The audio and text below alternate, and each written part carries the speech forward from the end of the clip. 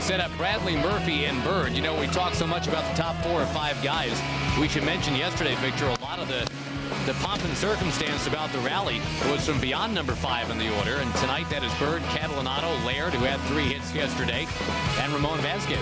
Yeah, I mean, you're right. The bottom half of that order kind of contributed to things. And, you know, there were moments in which Gil Meche looked like an ace for the Kansas City Royals. He really kept the Rangers in check. But tonight they get to face Kyle Davies, the right-hander. And you look at the Rico scouting report, Davies is a guy that, you know, early on in his career in the Atlanta Braves organization was considered somewhat of a power type of pitcher, good fastball, a high strikeout guy. He's been able to dial it back down a little bit. His numbers there in the big leagues this year, limited action in the big leagues, but he's kind of taken things back and a step backwards and realizing, hey, I don't need to strike everybody out. Let me try to throw and pitch to contact a little bit, hit my spots. And because of that, he's made those adjustments and has thrown the ball better. On a humid, windy night in Kansas City, it is Kinsler against Davies to get it going. The Rangers come out tonight with guys hitting .307, .308, and .309 in that order. The Rangers have 4 of the top 10 batting averages in the American League right now. If Ramon Vasquez had enough plate appearances to qualify, it would be 5 out of 10. Kinsler, who smoked a double as part of the big-time rally yesterday, pounds that one foul.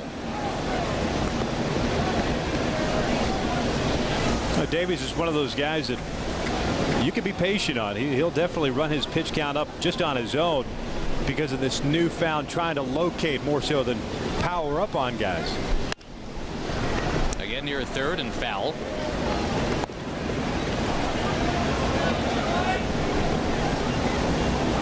Davies has already beaten a team that has something to do with Nolan Ryan fairly recently. He was at Round Rock pitching very well. Omaha versus Round Rock 3 weeks ago. Kinsler sends one in the air to right center. Yeah, Davies gave up 1 run against the Round Rock Express, but then he's also given up just 1 run against the couple of major league teams that he's seen since coming up. And kind of like you're hinting at, Victor, considering the guy had an ERA of 6 2/3 as a Royal last year, they are very excited about getting a couple of starts from him here in 08 where he gives up only 1 run. Yeah, a lot of it has to do with their inability to find that 4th pitcher. You know, you've got Gil Meche we saw last night, Luke Hochevar, Zach Greinke, Brian Bannister, whom the Rangers will face tomorrow. Brent Topko started in the rotation. He struggled. So they're trying to find that one guy. Davies was acquired last year by Dayton Moore, the general manager of the Royals. Very familiar with that Braves organization, as we touched on a little bit last night. And he figured, even with the numbers that Davies has had in the major leagues, the struggles that he's had at the major league level, that he can bring him here and, you know, under the tutelage of Bob McClure, a guy that is the only guy that was brought and left over as Trey Hillman took over this year, that they could kind of fix him a little bit, and he's starting to make some strides. Michael Young trying to get that hitting streak to 24. It will not happen quite yet. A couple of fly ball outs from a guy who's been getting mostly ground balls since coming up.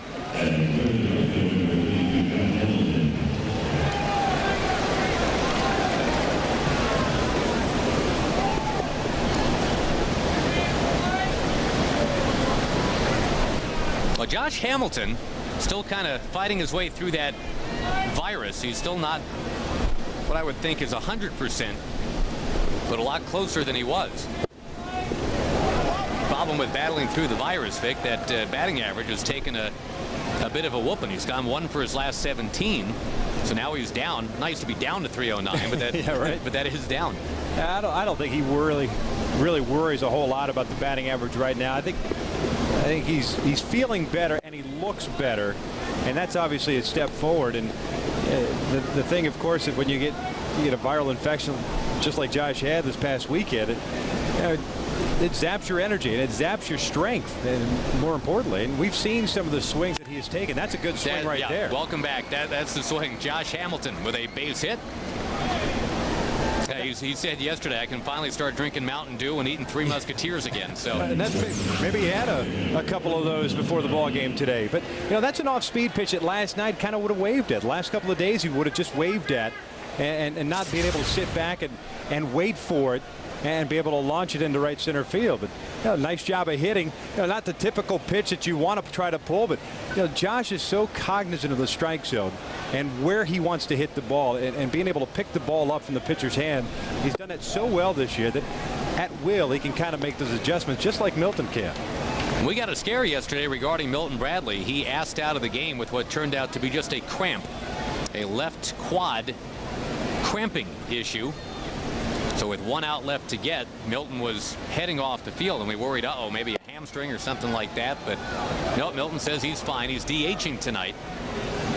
That probably would have happened anyway, one way or another.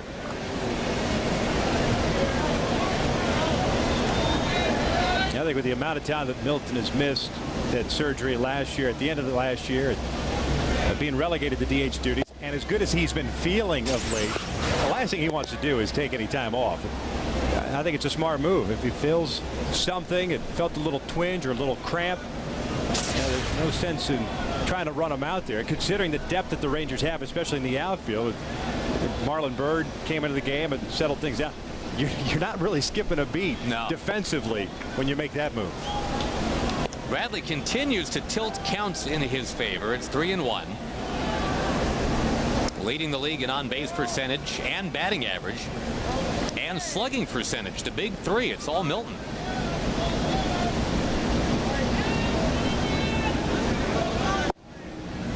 And that's the thing I think he does best of all. Don't swing unless it's the pitch you know you can drive. He'll settle for the walk, no problem. You got David Murphy coming up.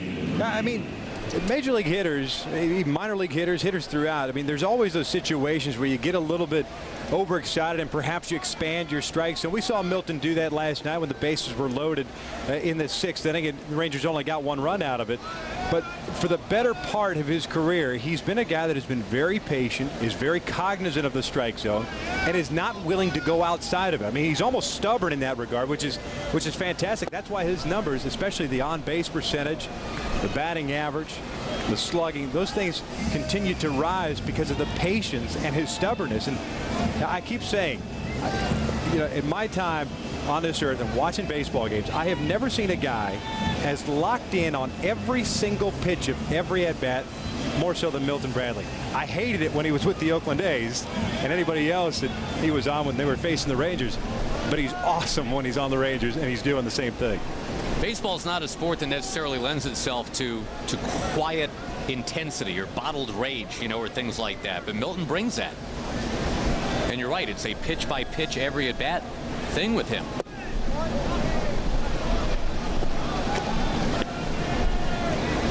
Everybody gets motivated on a different level, And for Milton, it's that, whatever, if you want to call it a chip on the shoulder, it's the team that's wearing white today. That's the enemy, and I'm taking them down no matter what it takes. He just gets so upset if somebody dares to get him out. Like it's a personal affront. Hey, whatever works, man.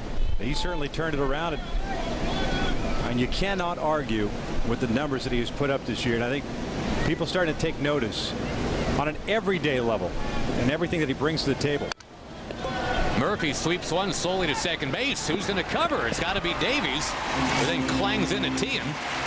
And the inning is over. The Rangers strand a couple. Vicente Padilla is going to be on the mound when we come back.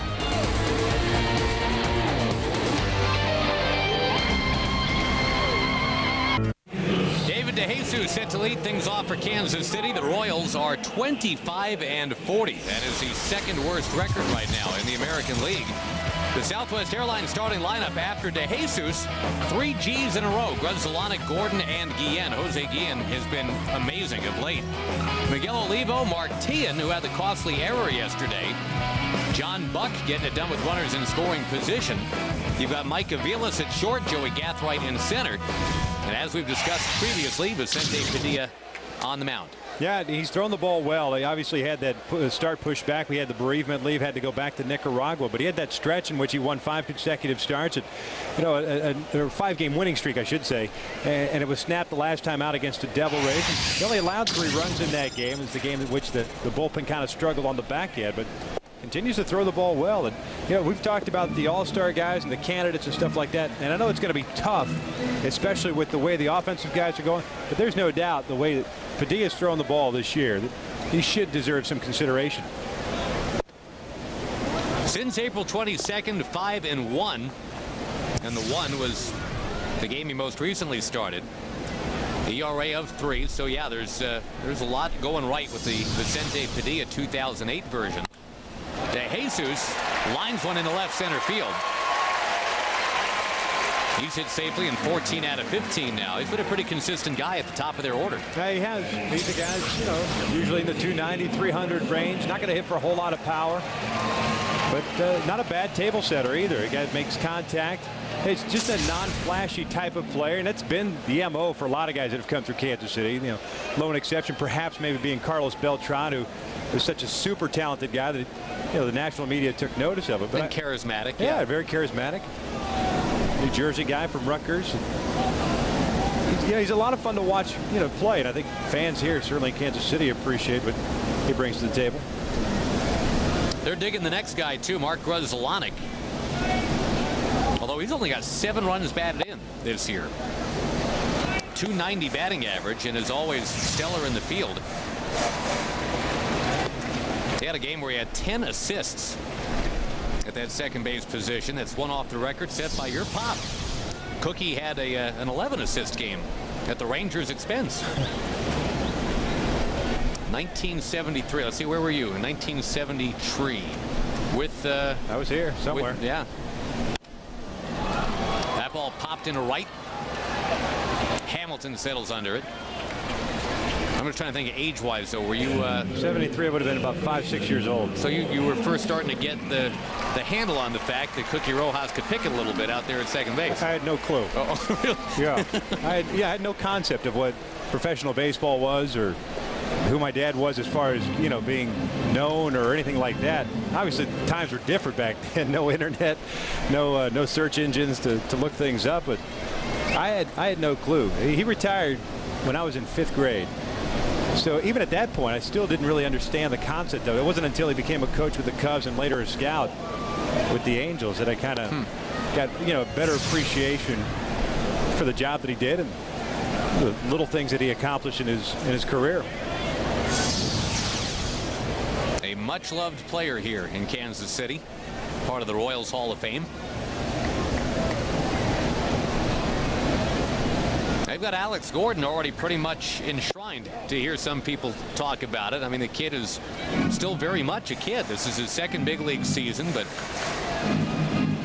they are expecting almost George Brett, and I think it's telling they've given him almost George's number. Yeah, the number 4. Just short of George Brett. I wonder if that's his choosing or, you know, the Royals perhaps suggested it. I would imagine it was his own choosing. And, you know, there's some guys that put that threshold up there and say, you know what, all right, I know I can never probably be another George Brett, as unique a player as he was. Gordon takes a whack at it, drives it into center field, but there's Marlon Byrd to run it down. But it's all right if from a physical standpoint and from what he brings to the table, having played at such a high level collegiately and being so good at a young age, maybe he thrives on that kind of stuff. I'll tell you what, as far as those slow curveballs are concerned, that's probably one of the best swings that we've seen against one of those. That's a guy's got that's strong upper body strength right there to commit your stride to it, keep the hands back, and drive it to as deep a part of the ballpark as you can here. That's 415, 410 to straightaway center field here. And it takes a poke to get it out of this ballpark.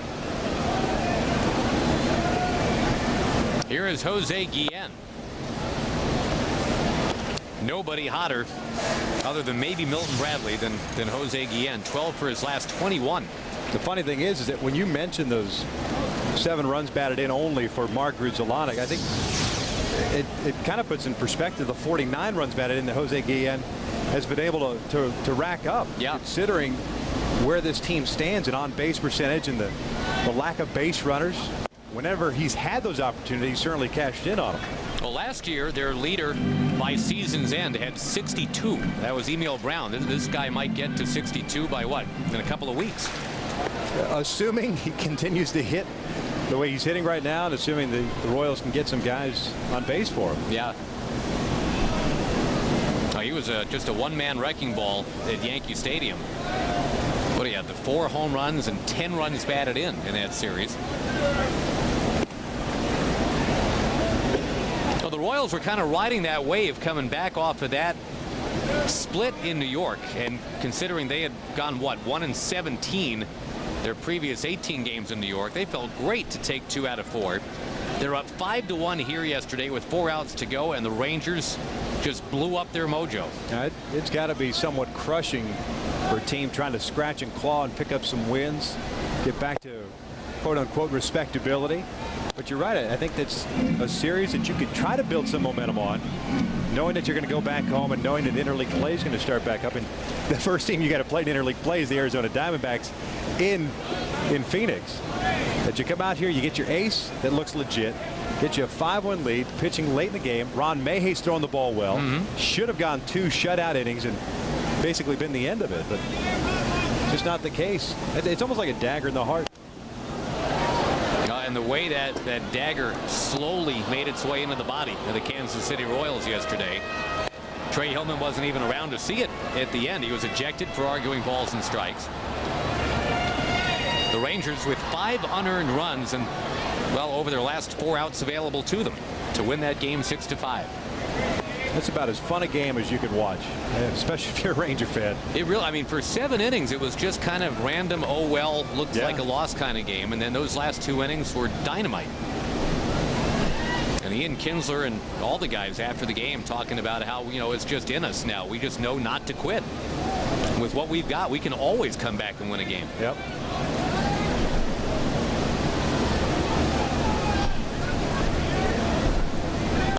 Fouled back this way. You know, the funny thing is that old adage about, you know, it's a long season, good things will happen when the things are going bad. And some of the games the Rangers may or may not have given away in the month of April, those are the type of wins last night that kind of even things out. And it sends a nice message to the clubhouse. And we talked about how cohesive this unit is and how much fun that they're having playing together and picking each other up. And, you know, right now Josh struggling a little bit, so Milton stepping up, or Ian stepping up with that big double in the 9th inning.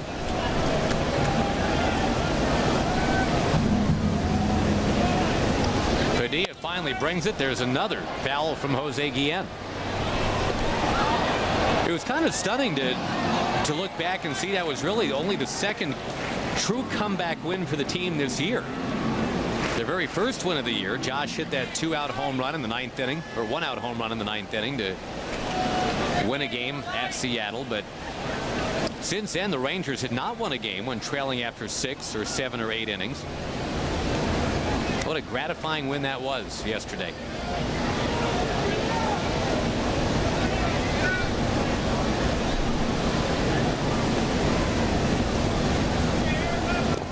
Way off the plate, no chance for Laird.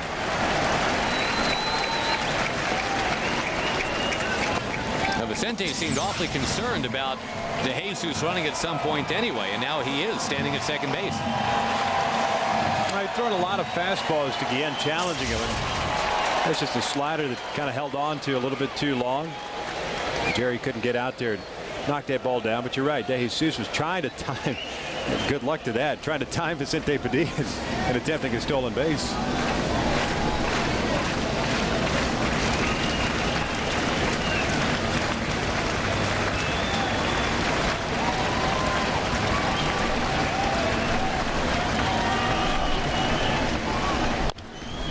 Chop ball up near third, another foul from Guillen. That happened last night. His first at bat, 2 strikes, a little dribbler. Going to need a 9th pitch of this at bat to finish him off, if he does finish him off.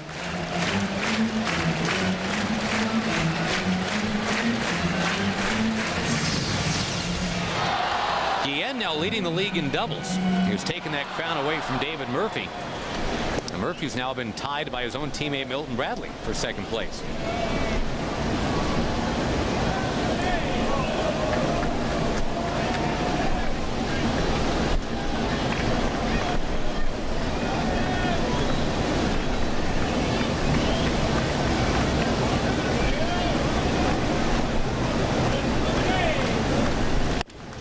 finally one in play, and Michael Young's got to get rid of it. Throwing off balance, he got him.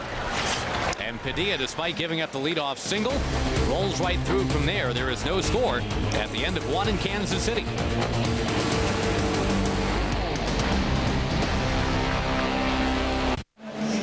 No score, second inning. It is hot ticket time. Tickets in the Fox box are being discounted down to just $12 for the Rangers game on Thursday, June 19th against those Chipper Jones-led Atlanta Braves.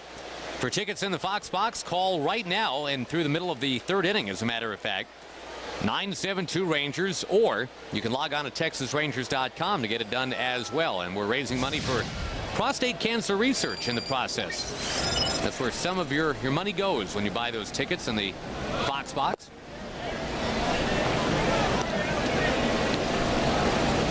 I know it's an odd segue, but many of you will have already gone there mentally. Tom Grieve is doing great. And in fact, we are hoping to have, through the miracle of modern technology and phone lines and whatnot, the ability to chat with Mr. Ranger, Tom Grieve, in about 25 or 30 minutes. We're going to try to let everybody in the Metroplex hear with their own ears that he's doing fine. Well, I'm looking forward to hearing Tag's voice, to be honest with you. And close my eyes and pretend he's right here with us. Well, I got to tell you, man, that was fun doing the game with you yesterday. This is going to be a good couple of weeks you and I are going to have together. I appreciate it. Just trying to keep the seat warm for Tom. I don't know, 2 conversations in one day with Tom. I might be overloaded. How did he sound to you today? He sounded great. Did you tell him about your golf game today? It was non-existent. Oh. But but it was nice to hear. You know, he sounded happy. He sounded like he's doing well. He said he got out and about, doing a little walking, doing a little watering the lawn. So those are all good signs. And here you're talking about the tickets and prostate cancer research. You know, the last year and a half, it's close to home for me. Not only with Tom being such a good family friend, and my dad having to go through it a year and a half ago, going through the big surgery, the kind of the same surgery Rudy had up at the Mayo Clinic. So no question, it just it opens your eyes a little bit the older you get, obviously.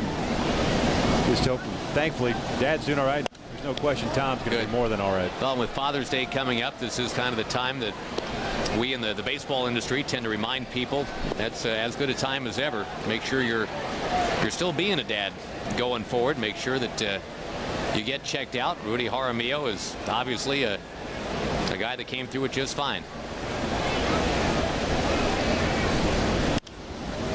Jim Reeves had a great line about all that when he found out that Rudy had cancer. He said, I heard about it and I felt sorry for the cancer. Yeah. Because Rudy was going to wrangle it. I felt sorry for my mom having to deal with my old man. Kidding me? And I was right, too. It's tough. You get some of those lifers and gung-ho type of guys. You heard Tom talking about it. He was upset at the fact that he actually got it, considering how well he's taking care of himself. That's the unfair part. There's nobody takes better care of his body than Tag. The 2-2 from Davies to Marlon Byrd. Another foul ball from Marlon. We saw a parade of fouls from Guillen moments ago. Now Byrd jumps right on the parade route.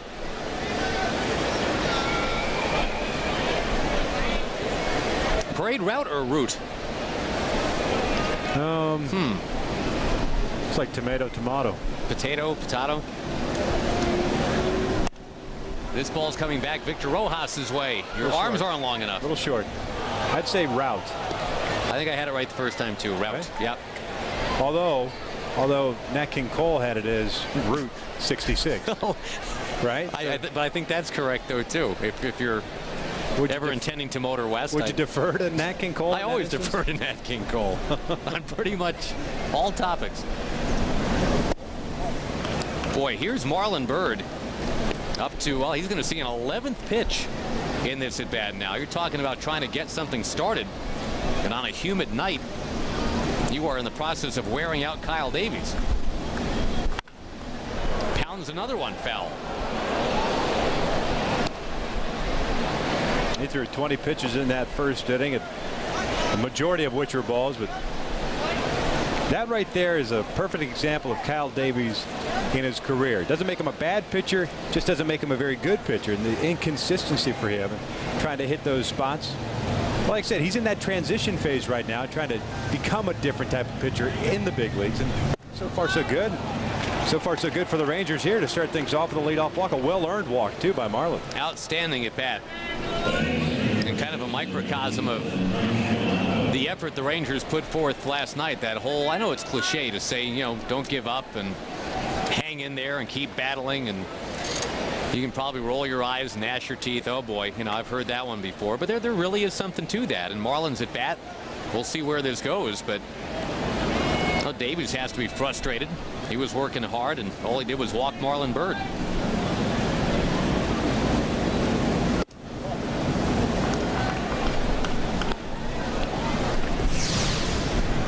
Frank Catalanato, we talked to him today. He is as thrilled and amused as anybody that he's in the top 5 in the voting for the All-Star game at the DH position. Noting that the game is at Yankee Stadium. That's where Cat essentially grew up as a kid, going to Yankees games all the time. And he said, no, I don't pretend that I'm going to rally all the way to first place and win it, but it's pretty neat to pick up the paper and it says, here's your top 5. And there's my name in the top 5. So he says, thank you, Ranger fans, for helping to make that happen. No doubt. Thank you, Texas Rangers, the organization, for starting the campaign, number 1. And number 2, for the fans that have actually gone out, voted, the ballots themselves at the ballpark and online. One thing that's kind of problematic for the Rangers, the scarcity of home games coming up right now. You know, the Rangers are home only, what, 3 of the next 15 days. And you want to have the fans there grabbing the ballots and punching out the chads, and that's, I guess, kind of leaving it to your online abilities now to go on and keep fighting the good fight. That's a big league stash right there. He grew that thing out for what, 1 week in spring training, and now for the whole year he's got to look up and see that mustache. Him and Ramon Vasquez. I think Blaylock shaved his off right before picture time. Those pictures are obviously taken at spring training, but I think Ramon's is the best. The best and the worst. But it's the ugliest thing you've ever seen in your life, especially in high definition in this board. But all of a sudden, it's all the rage. There's another walk from Davies. Catalanato is able to be just as patient as Marlon Byrd. I think the picture of Ramon with that mustache is popping up all over the place. Jason Giambi's now got a mustache. Yeah. He's swinging the bat well. Russell Martin has shaved his beard. He's got this little Clark Gable mustache thing going. So Ramon kind of started a trend. I think next homestand we should hand out Ramon Vasquez mustaches. That's a great promotion. Or just go in the backyard, get some caterpillars and some tape. One and the same. Well, we'll show you on the big board in a second when Ramon bats. He will be looking up at his former mustache.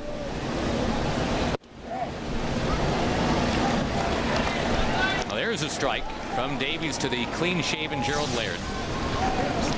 Gerald, with the 3 hits last night, has that batting average, look at that, Victor, into the 280s now. Wasn't too long ago. That was around 225 for Gerald Laird. Yeah, you're talking about that bottom end of the lineup last night. Quietly with 3 hits, Jerry had it. It was a night where Josh Hamilton took just an exceedingly rare 0 for 5 with 3 strikeouts. Kevin Millwood was not at his best last night. I mean, there were a lot of things pointing towards the night not going well. But Laird, the perfect emblem of somebody else stepping up. A 3-hit night.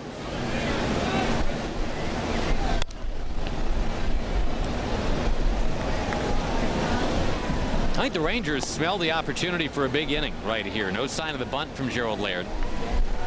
They've had big innings against Davies before. When Davies was an Atlanta Brave pitching against the Rangers in Arlington a couple of summers ago, he gave up 6 runs in the first inning.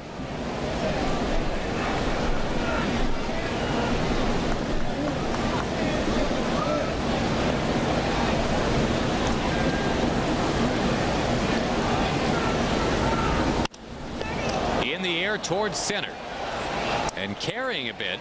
Byrd is set to tag. And so is Catalanato.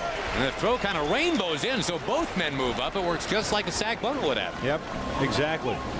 Heads up. I mean, you can almost hear it in the crowd, Mike, in that situation. As soon as that ball floated out to right center field, you hear tag up from both Matt Wahlbeck and Gary Pettis. And, you know, in that situation, especially with Joey Gathright not having the strongest arm in the world, as far back as he was, Cat was able to get to second base easily and put himself in an RBI situation for Vasquez. The mustache-free Ramon Vasquez. Although, again, he's being taunted by the image that was up there on the big board, that high-definition board in center field. That's what you want to see given away, that Oreo cookie residue? Absolutely. You know, we were goofing with him last night at the hotel talking about it.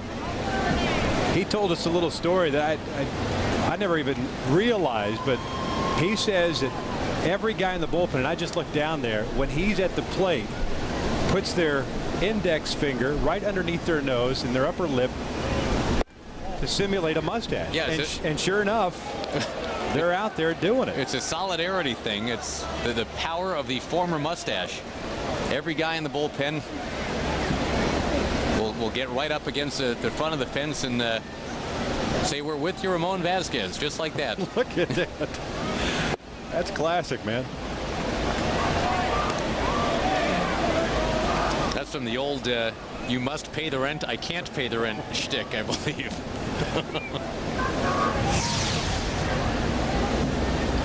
Vasquez has been ripping the ball of late. 10 of his last 16 hits have gone for extra bases.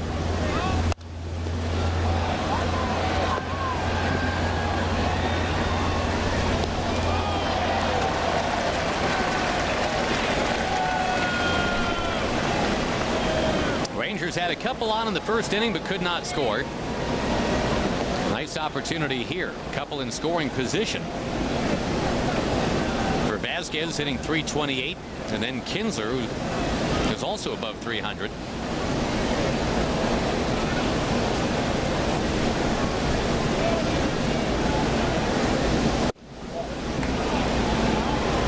Again, until Davies finds some consistency here, right, with his command, the Rangers aren't about to help him out. Well, command, and the one thing that I've noticed too, and even though it's about 10 miles an hour difference, there really hasn't been a huge enough separation between the fastball and the changeup. And I mean that from arm speed and arm angle, because the Rangers are fouling off a lot of those changeups.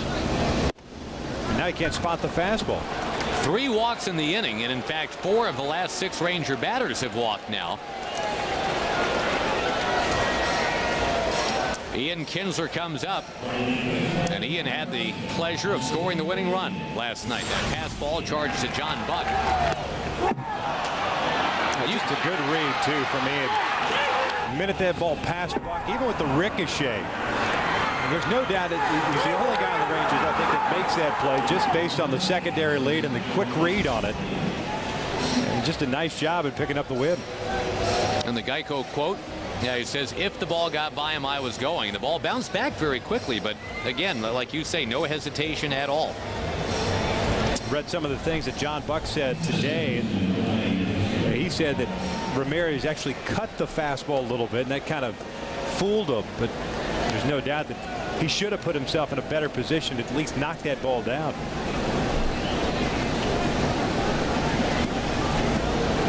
Kinsler, who has hit safely in 23 of 24, with a chance to make some noise here in the top of the second inning. He jumps on a hanger and he fouls it down the left field line. That almost gets Marlin. Marlin looks at Ian and gives him the old point toward the fair territory area. Yeah, not so much here or here or here. Inside the bag would be beautiful.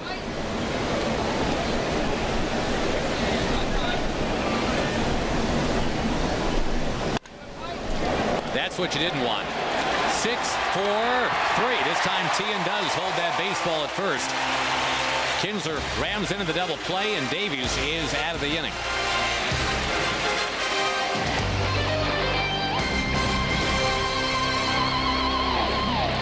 The puede escuchar a usted en español en FSN, ya sabe la carga, agarra su control remoto, en el control remoto busca el menú, al después el idioma, busca el SAP y lo escucha en español el día de hoy aquí en FSN con un servidor, Elena Ornelas, en esta parte baja del segundo episodio, donde el juego está 0-0, así que ya saben, el SAP en español para ustedes en FSN el día de hoy. Vámonos con la acción aquí en el cierre del episodio. The SAP broadcast, thank you, Elena, brought to you by your local Toyota dealer.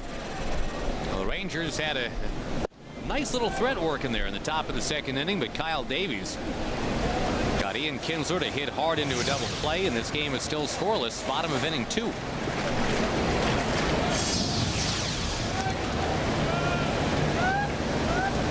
Now Vicente Padilla gets Olivo to foul one back, and Padilla quickly ahead, 2 strikes.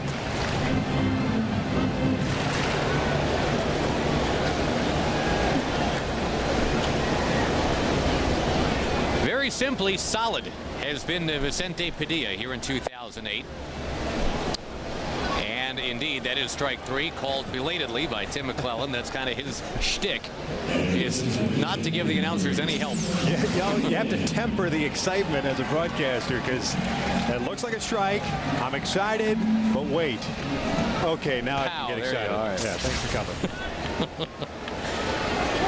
Tim McClellan has always been the calming force in a baseball game. We were talking yesterday about his gentle reaction to George Brett's all-time freakout, the Pine Tar game back in 1983. Tim McClellan was a rookie umpire that year. He's a guy that had to do a little finger waggle and say, all right, come here, I got to tell you something. You happen to be out. There's no home run. You're not ahead. And then George went about 8 shades beyond bananas. Didn't he always voted like the best umpire as far as player voting is concerned? Yeah, I mean, guys love the fact that he is calm and consistent. Announcers just hate the fact that he's not demonstrative. He won't let you know till sometimes seconds after whether it was a ball or a strike.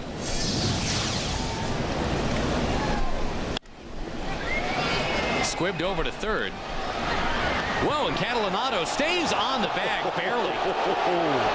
There's a lot of rolling of eyes and disagreeing in general here from Kansas Cityans. Trey Hillman's going to come out there. He thought Cat was off the bag. All right, naked eye, not even close. And Trey Hillman's pretty upset about it. Yeah, he tried to straighten up and close that shoulder. Ball sailed on him a little bit. But tough to tell there. It almost looked like he was dragging the foot, but ball's in glove. Looks like it's there, but like I said, naked eye, when you watch it happen, and that's what the fans are really reacting to. It looked like that foot, there was some daylight between the foot and the bag. Trey Hillman's getting his money's worth. Hillman ejected from a big league game for the first time last night.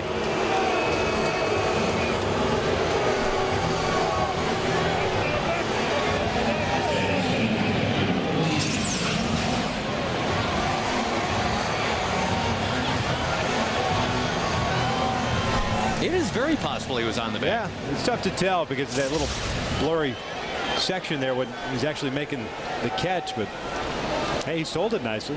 He came up firing to throw the ball around the horn. Now Padilla missing outside to John Buck.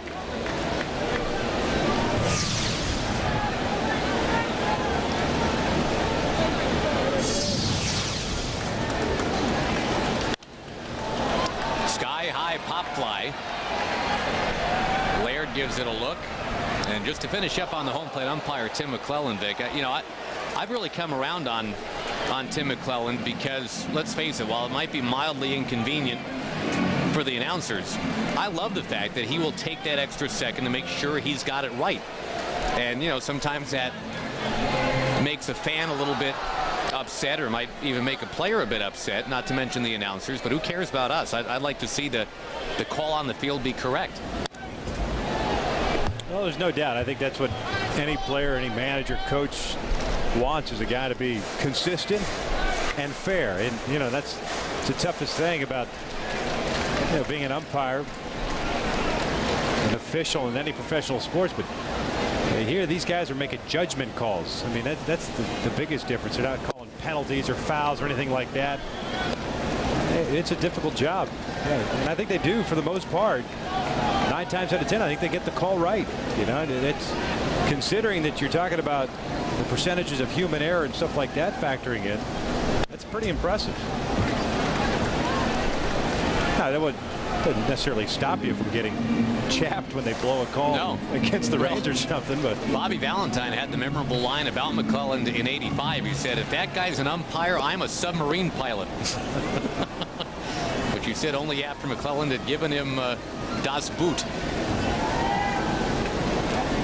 Takes a little bit to get Tim worked up, too. You got to really, really argue and use some bad language to get tossed out by Tim. And, you know, kind of like umpires have reputations throughout the league. You know, managers, coaches, players have reputations as well. In the air, right field. And Hamilton's got it, so Padilla's out of the inning. A scoreless baseball game, the Rangers and the Royals at the end of 2.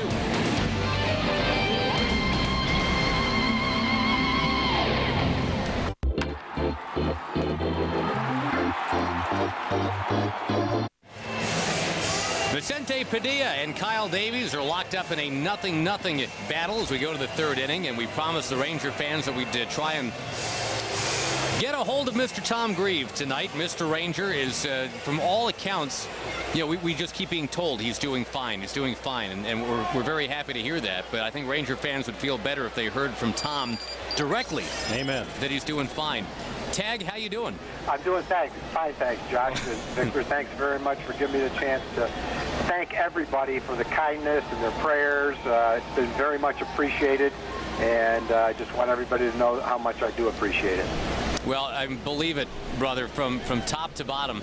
Everybody on this team. I mean, and it's weird, Vic, you probably had it too. We become kind of your unofficial spokespeople, Tag. You know, it's like we've got a direct line to how you're feeling on a minute-by-minute basis. Everybody wants to know, and you got a lot of people that love you. I can absolutely tell you that. Well, that's a very heartwarming thing to know, and I hope when people ask you that, the first thing you tell them is how much I appreciate their thoughts. I've kind of taken that liberty. So thank you. Michael Young up there with a hitting streak of 23, trying to get to 24. What did the doctors tell you, Tag? I mean, from what we're hearing, they said you were in great shape to have this surgery, and that's helped. Yeah, that has helped. That has helped a lot. You know, Victor, I heard him earlier in the show express what I said earlier, that I was mad that I had it in the first place. Because I live a relatively healthy lifestyle, and I did feel like that. All you can do is help your odds, but you can't eliminate the chance of catching something like that. But the good part is when he went in to do the surgery, it was very easy for him to see what he had to do and perform the surgery. He was very happy with the way it went. The rehab, the first couple of days of it has gone very well. And so hopefully it will turn out that I'm back in a couple of weeks, 2 or 3 weeks, just like they had hoped for. Now, when you talk about the rehab, Tom, do you find yourself, you know, being a former professional athlete and being the way you've lived your life, especially the last 10, 15 years, thinking about trying to force the issue a little bit and trying to speed things up? Yeah, I thought that for sure until the surgery was over. And you talk to the doctors, and you know how your stomach feels, and you go through some of the inconveniences that surround this surgery, and then it's apparent that you need to take the right amount of time and come back when you're ready, and don't try to be a hero and don't try to speed it up. All that kind of talk sounds great before you go in. After you've had the surgery, then reality sets in, and you just let nature take its course and do everything the doctors tell you, and hopefully it goes true to form. Hamilton, who was 1 for his last 17, has hammered a couple now. He's 2 for 2 with that base hit. Milton Bradley coming up. Hey, have you looked at a calendar yet and trying to figure out when your first tee time is going to be? Because I have to look ahead and plan these things for you, since all you do is ride our coattails in that regard. Yeah, since you are my golf secretary, I would probably pencil in a month from today. All right. And if it's a little bit sooner than that, that'll be fine. And, you know, the good part about it is I know you guys are going to give me a couple extra strokes now. So not even. Just to even things out a little bit. Don't even think about it. This is the champion of the Rangers Golf Tour last year. I can't laugh too much because it hurts my No, sorry. We'll try to keep it very serious from here on. Sorry. The one thing I do want to say, and I don't want to sound like a commercial, but I know that prostate cancer is part of the show right now as they're trying to raise awareness. And I can't stress enough, and I hope, fortunately, I felt this way before I found out that I'd need this surgery, how important it is for men over the age of 40 or 45 to have a test. It's part of a regular physical. It's part of a blood test. It's simple to do. You have your PSA test, because this is the kind of cancer that if you find it out soon enough, you can have surgery if you need it, and you can control it. It's when the symptoms become apparent and you've waited too long that it becomes a problem. So if one person out there goes to get a PSA test because I just said that, then it'll be worthwhile. Well, in a weird way, Tag, I mean, you are probably going to, I mean, not to blow smoke here, but I mean, coming from you will get people to do that, and in all due respect to a lot of other people, spokespeople. I mean, we've had Michael Milken in the booth, and it's one thing coming from Mr. Milken. We appreciate that, but when you say that carries some weight. So I think you will get your wish. Well, I hope so, because it's really a simple thing to do.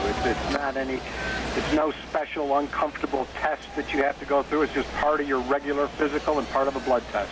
I'm imagining that Dr. Lee and everyone in that group treated you absolutely with 100% kid gloves. They were great. It all started with Scott Hunter. He's the Ranger team internist. He's been my doctor since I came to Texas, and he's the best.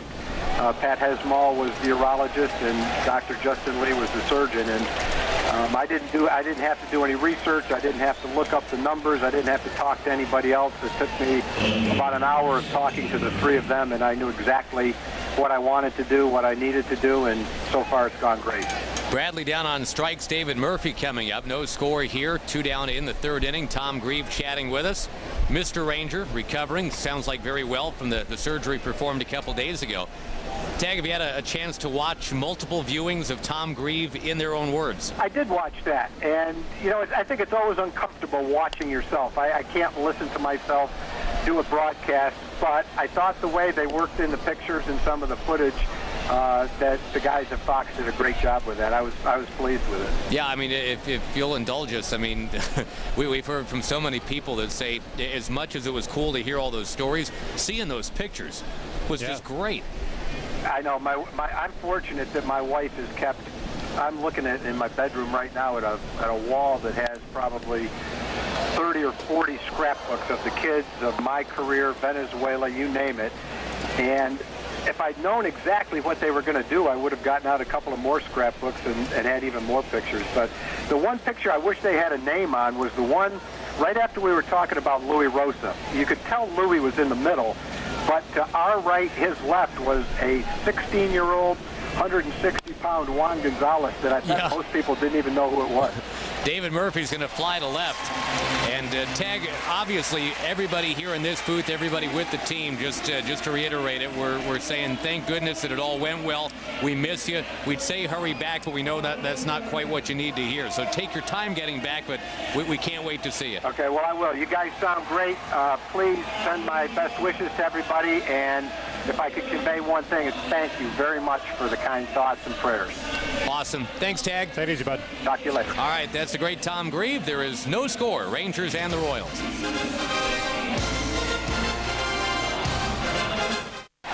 Bottom of the 3rd underway with a base hit from Mike Aviles. Leading things off here against Vicente Padilla. He rolls one into left. Just a second hit allowed by Padilla. The Rangers also have achieved 2 hits tonight in a game that so far has no score. Vicente's thrown the ball well so far, and a lot of the pitches got good movement, especially jamming some of the hitters. And it's a good sign that he's been hitting his strike zone so far. He had that long at bat against Jose Guillen before getting him to ground out to end that 1st inning. Joey Gathright showing bunt. He leads the league in sac bunts. He's got 7 of them. He's also bunted for a single a dozen times. So the chances of him dropping one down here are pretty good. Yeah, what he does there in that instance is just brings the infield in. It forces Vasquez on the grass. Catalanato's got to be on his toes. He can decide to drop one down or try to slap it one, try to bounce one over the head at 3rd base. That will not help your ability to bunt. No, but it puts it in the batter's mind now. What's he going to do next? But Gathride's one of those guys that crowds the plate to begin with, and when he squares around, he's basically over the plate. The arms are over the plate. That inside part of the plate does, in theory, belong to the pitcher, right? That's what they say.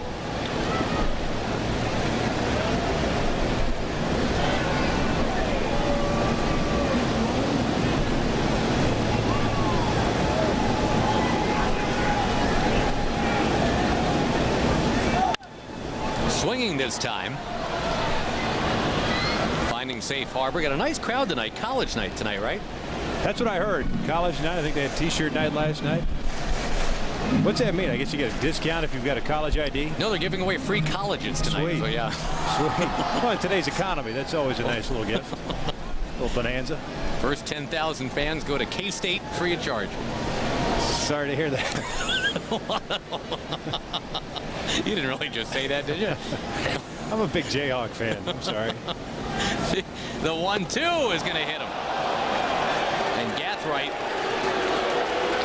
I think kind of walking it off, making sure he was walking away from the mound, not towards the mound. It's going to be 2 on, nobody out.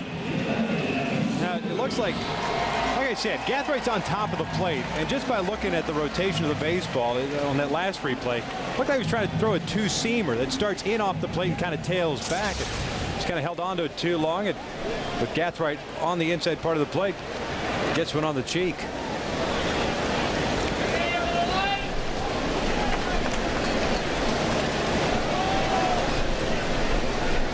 Do you figure a bunt now? 2 on, nobody out. DeJesus to set it up for Grudzielanek and Gordon. There's always that possibility. But DeJesus has swung the bat so well. Do you take the bat out of his hand? They're showing bunt already. You're basically putting in the hands of Mark Grudzielanek and trusting him and Alex Gordon. There's always that possibility too. They just show it. Maybe even hit and run in this situation. Vinny's not the easiest guy in the world to put a bunt out on. As witnessed with Joey Gathright. Ball moves a lot. Hard fastball. So it's not an automatic all the time. Bunt, and Padilla called off by Laird. So indeed they sacrificed to get it to Grudzielanek. And as you said, Vic, veteran hitter, knows what he's doing up there. Wasn't an easy pitch to bunt either. Ball tailing down and away, just got a piece of a hit off that plate. Nice job by Laird to take charge right there. An easier play for the catcher to get the put out.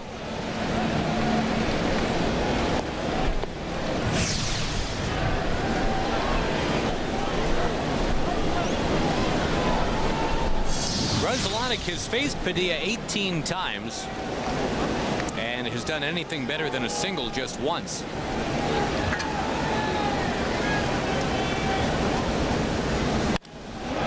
Ball here, though, to right field. Hamilton going back. It's over his head. That will be better than a single. That, in fact, will be a double. The plate's 2. Hamilton was playing in a little bit, and the ball shot past him. 2 runs for Kansas City. Now, you're playing in that situation because the MO for Grudzielanek is a guy that punches the ball to right field. This pitch a little bit high in the strike zone, so Grudzielanek is able to drive that ball a little bit. Nice at bat. That's what he was trying to do, go to the right field. And with Hamilton plays shallow, just got that ball beyond his reach.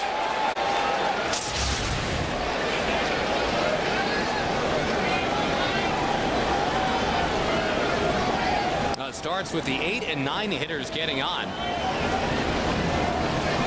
Zach Bunt moves him over. Grudzielanek, who came into the game with only 7 batted in all year, gets 2 on 1 swing there. Out in front.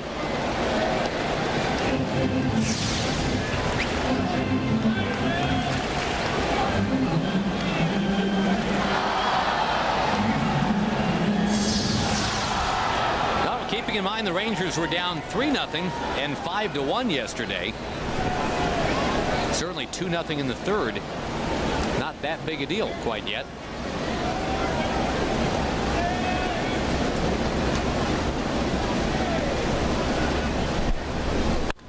Gordon smacks it foul.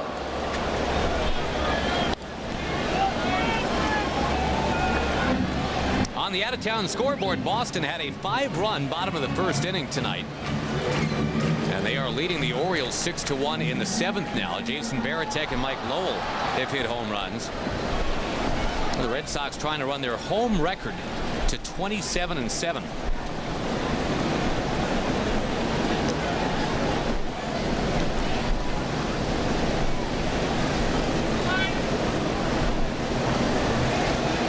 Got a good one going in Cleveland tonight. Not quite the pitcher's duel they had yesterday, where CC Sabathia went all the way for a 1-0 win. But tonight the Twins leading the Indians 6-5 in the 7th.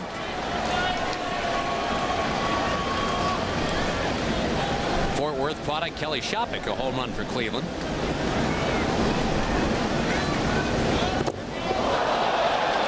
Gordon on a 2-strike pitch is hit. Gathright with 2 strikes on him. This time it was 0-2 when Gordon is hit.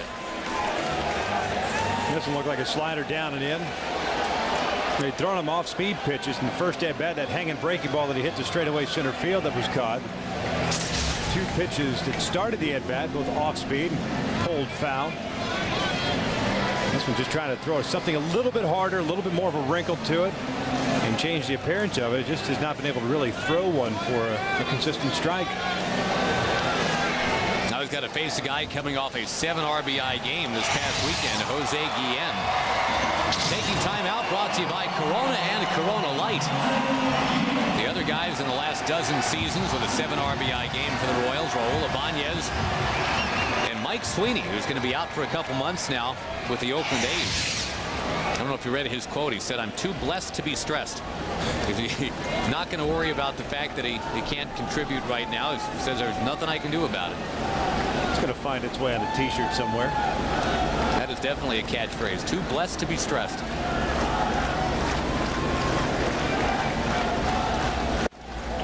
Inside to Guillen, who, remember, had the 9-pitch at bat against Padilla back in the first.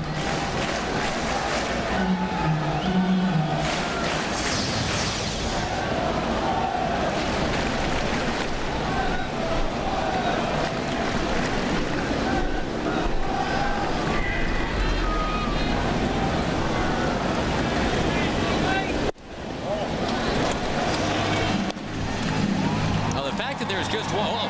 Here's only one out in the inning. You've got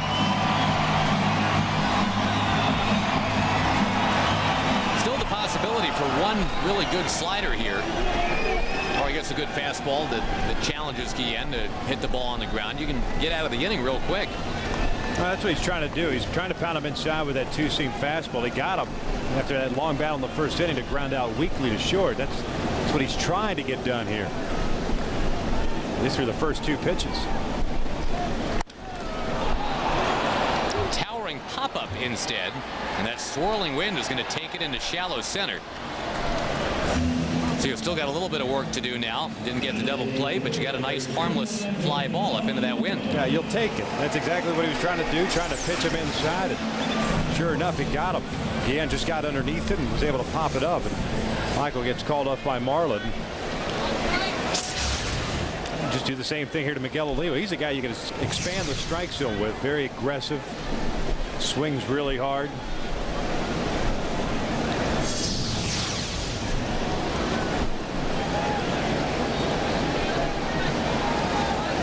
Down on strikes last inning was Olivo.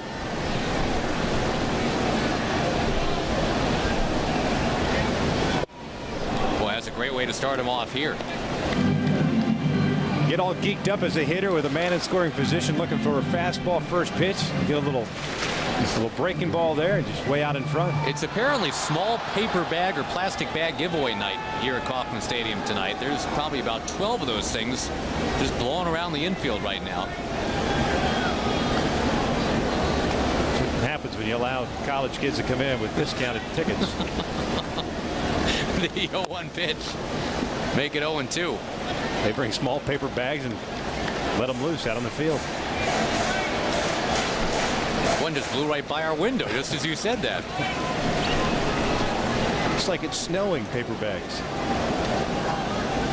Plastic bags, actually. Plastic bags.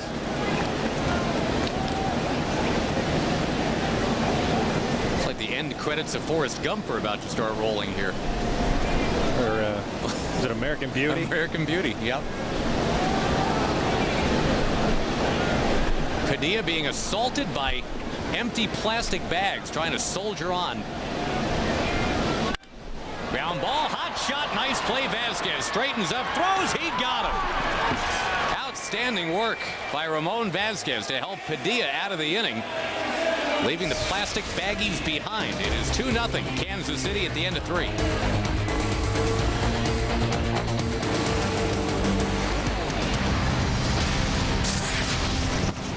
Island Fire Burger, huh? Oh, yeah, real nice. Pretty good? Yeah, it's got that habanero sauce on there, so it gives you a little sweet, and then it gives this nice little spicy kick to it. Sounds good. It's like, hey, man, I'm a sandwich, nice. and I got this going on. okay. I got a little that going on, you know? I see. I got this. No, stop. I get it. I'm not talking about the sandwich anymore. Island Fire Burger, now at Sonic. An exotic blend of flavor that's part sweet, part spicy, and all Sonic. And stop in for happy hour. Half-price fountain drinks and slushes every day from 2 to 4 p.m. There's no crying in baseball because there's no junior high in baseball.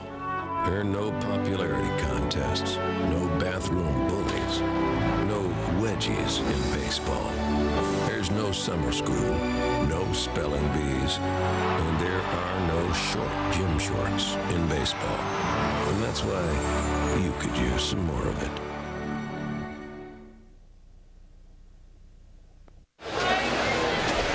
We go to the 4th inning. Kansas City's got a 2-0 lead tonight as we check out our Aflac trivia question. Who's got the highest on-base percentage against the Rangers since 2005?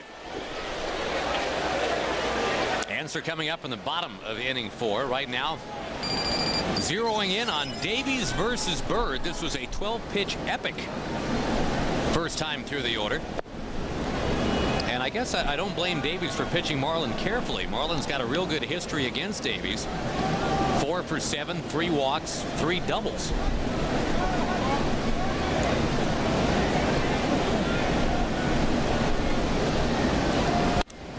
And Bird looking for another double off Davies. Got a shot here as it rolls to the warning track anyway. Bird coming around second. And it is another double for Bird against Davies. Good swing on a pitch right over the heart of the plate. Talking about being careful. You could say that, or a continuation of what we've seen so far tonight from Kyle Davies. The inability to really hit his spots. Not a bad pitch, a little bit down, but Marlin chomping at the bit on getting a fastball there. And good location. Thought about third for a moment. De Jesus tracked that ball down and keeps him at second base. Nice way to start a rally. Marlin, since coming off the DL, has hit around 350, showing signs of being the player he was for the Rangers a year ago. I think we're all in complete agreement. Marlin had an outstanding 2007, 70 runs batted in. Then I bring that up just to put in perspective what Josh Hamilton is doing. That's what Josh has now. I mean, think about that. Marlin Bird, great year last year, 70 runs batted in for the season. A little bit different team, and kind of like what we talked about the Royals this year. As Cat gets the job done here, at least as far as moving the runner over. But guys aren't on base. It's tough to up that RBI total. The Rangers, they've been able to score a lot of runs. They've been able to hit a lot of home runs. And so it seems over the last 5-6 years thereabouts. The on-base percentage has always been one of those that's been on the low end. You struggle and you live and die by the 3-run home run, but it's been a different case this year for the Rangers. And there's no doubt that that's obviously benefited not only Josh, but having Milton behind him and the 2 guys ahead of him certainly has helped things along as well. Laird fires one back to the net. Well, right now, Josh Hamilton, his pace is to have exactly what Juan Gonzalez had in '98, 101 batted in at the break. Only 2 Rangers have ever had 80 at the break. Wando that year and Pudge with exactly 80 in the year 2000. Here's Josh's hair. Here's a question for you. If Josh gets 101 RBIs for the season, is it a disappointing season? Well, yeah. And you can't say that it would be a disappointing season. I mean, when are you asking the question, though? Spring training or right now? No, right now. If you're talking about him shooting for 101 RBIs by the All-Star break, because that's kind of the standard that Juan Gonzalez set. Let's assume that reality sets in. He slows down a little bit, has struggles. Laird pounds one into left field. Boy, the Rangers now hitting their stride. Gerald comes around first. He'll hold with an RBI hit that makes it 2-1. There's that off-speed pitch we talked about a couple of innings ago about not really getting a whole lot of differential between the fastball and the off-speed. Out in front a little bit. And took that ball into left field. Nice RBI.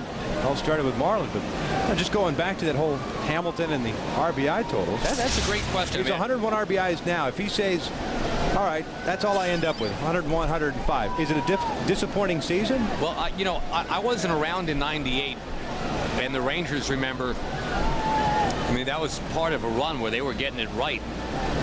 96, 97, 98, 99. They made the playoffs 3 out of 4 years. But the one year they didn't make it was the year that Juan had the 101 at the break. And I don't know, because I wasn't there, if people, because Juan ended up with about 55 runs batted in after the All-Star break, and he wasn't completely healthy either, by the way, but, you know, he actually ended up with 157 was the total. And how can you say that's a disappointing year? That's a league leading total. Grzelcyk, nice play. Got him. Double play. Robbing Vasquez and then doubling off Laird. The Rangers settle for chopping it down at 2-1. Rangers, Royals, tomorrow on FSN Southwest. Texas Ranger Baseball being brought to you by Geico Insurance and by Pennzoil.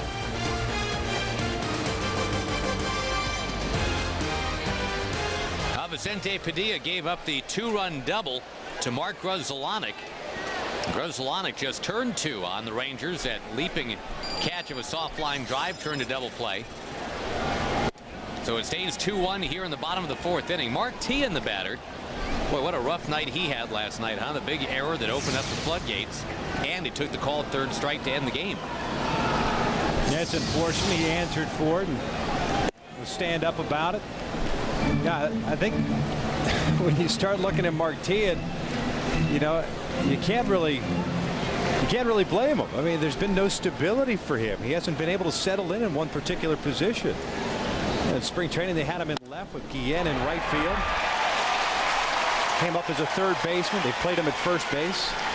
And how's a young player supposed to establish himself, trying to get some repetition, feel comfortable somewhere? And now they got him at first base again.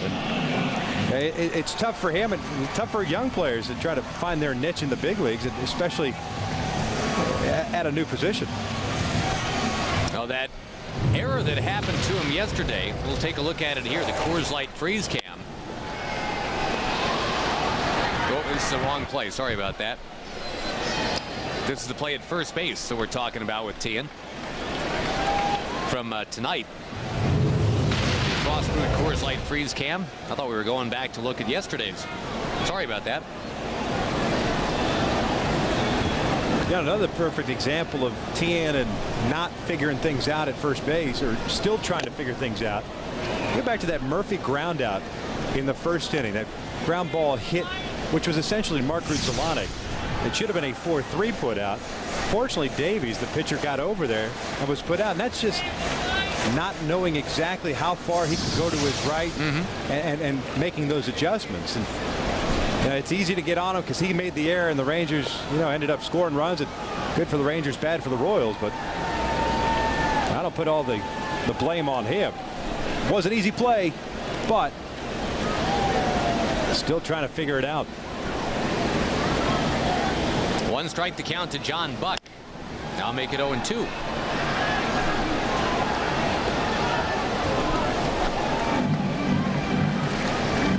Couple of scores we didn't get to, Vic. The Tigers got a win. Justin Verlander finally gets that 3rd win of the year against 9 losses. Tigers over the White Sox tonight 5-1. He shut down a pretty good Chicago team. Shut them down on 4 hits tonight. Earlier today, the Angels did beat Tampa Bay 4-2. Makes the Rangers a half a game more behind Los Angeles at this point. Chopped ball. Can Young get there? Yes. Flip toss. Kinsler turning. Oh, that would have been something. They do get the one out. They cannot get two, but Young to Kinsler for that force out. That was a pretty play. No question about it. This is one of those fast type of infields. So even as you chop that ball on the ground, you wonder whether or not it's going to get up the middle. So Michael's getting to that ball is fantastic. Getting the lead runner. Such a tough play for any second baseman. Backus to first base. So you got to catch, spin around, watch for the runner, and make a throw to first all in one motion. And, you know, if that throws right on the bag, of course they get the double play, but we're just happy to get that lead runner.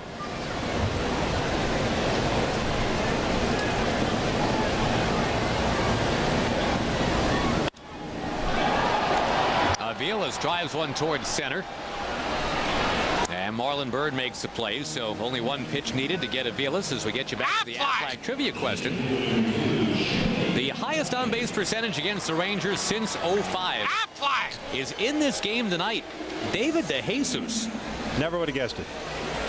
I think largely because of the 2005 season where he just had one of those 12 for 19 or 12 for 20 with a bunch of walks kind of a deal, but thought it would have been Vladdy. That would have been my vote too, or my guess. So DeJesus on deck. Gathright the batter. Remember, Gathright was hit by a pitch last time.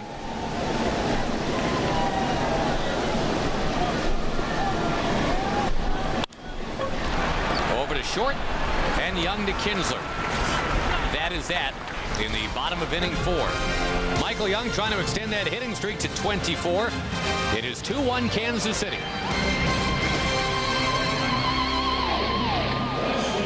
Sports icons Rusty Greer and the Ozarka Dots were sharing a bottled water, talking baseball. Rusty said, "Hey, what's a good deal on tickets, Blue Dot?" The Blue Dot knew Rusty needed Ozarka website Wednesdays. The Dot typed in Texas Rangers, then his favorite letter, dot, then com. The Blue Dot knew he could order half-price tickets online for most Wednesday games. And every Ozarka website Wednesday is a $1 hot dog game, too. Said Rusty, who liked hot dogs. Get half-price tickets for Rangers baseball and dot races at TexasRangers.com.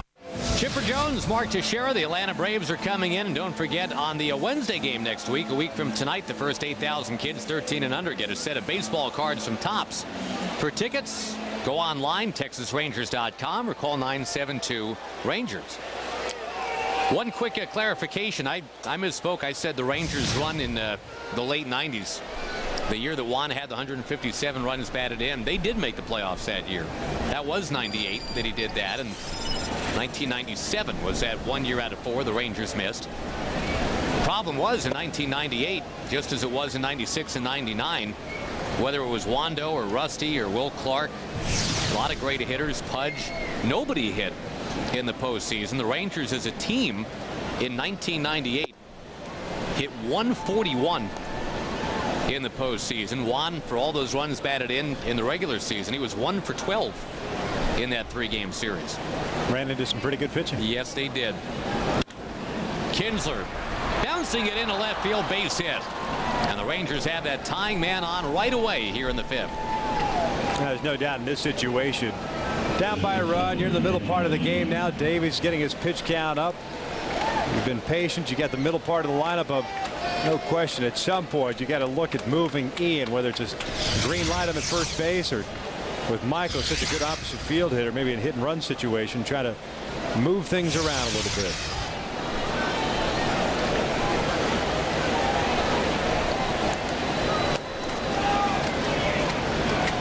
Mike Young's hit streak right now is at 23. Only 3 Rangers have ever been at 24, and Mike is already one of them. He had the 25-game hit streak in '05. Mickey Rivers, the great Mickey Rivers, had a 24-gamer in 1980. And it's still stunning. The all-time Ranger standard is Gabe Kapler, 28 in a row.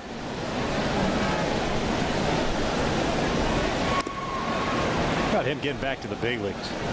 That's a great story. I mean, he was already a great story. And now he's added kind of an addendum, you know, like a little postscript. Imagine him last year managing and jumping into the cage. His guys tell him, get out of there. You can't hit anymore. At least now he's back in the big league. Yeah, playing right field for the Brewers now. Kinsler bluffs, doesn't go. By the way, Milwaukee leading Houston tonight. That's 5-3 down in Houston. Mike Cameron, Russell Branyan, Corey Harsh, all with home runs for the Brew Crew. The Rangers and the Astros, by the way, have very similar records. The two teams from Texas, one of them's 33-32, the other 33-33. Chop ball, second base. Grzelcyk with a tag and a throw, double play. Mike trying to get it to the right side to move the runner if nothing else, but he hit it, kind of clipped it to Grzelcyk, who turns two. Well, you don't start the runner in that situation. Michael perhaps chasing a pitch a little bit out of the strike zone. He had just going hard through, not throwing the elbow or anything like that, but trying to disrupt the play a little bit, staying within the baseline there, and just it was unfortunately for the Rangers. Double play clears the bases for Josh.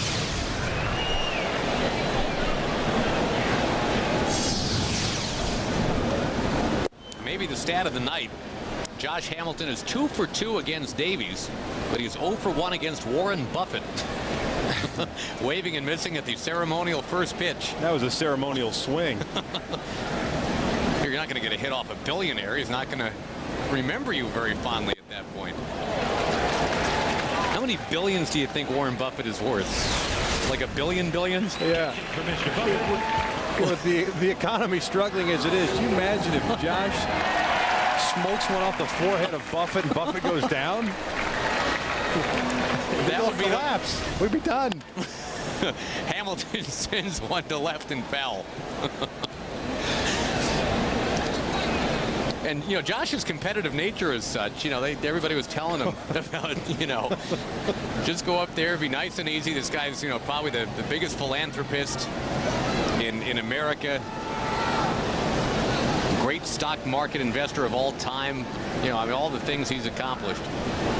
Try not to take him deep. Hamilton, this time, disposed of by Davies. Rangers had a leadoff hit from Kinsler, but nothing else. It is 2-1 Kansas City. Bottom of the fifth coming up.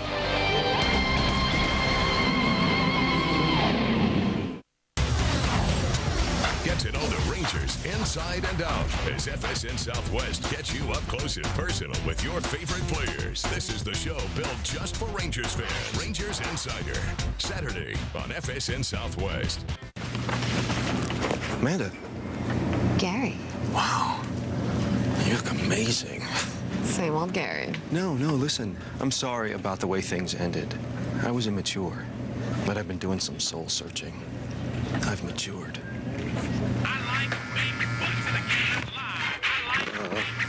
Bye, Gary. You can't always be smooth, but your beer should be. Brewed for a smooth taste that's never bitter. Keystone Light is always smooth. Even when you're not. Texas Ranger Baseball brought to you by your Texas Ford dealers, by Aflac Insurance, and by Whataburger. Oh, yes, the ribs here in Kansas City. Got to have the ribs in Kansas City. When in Rome, right?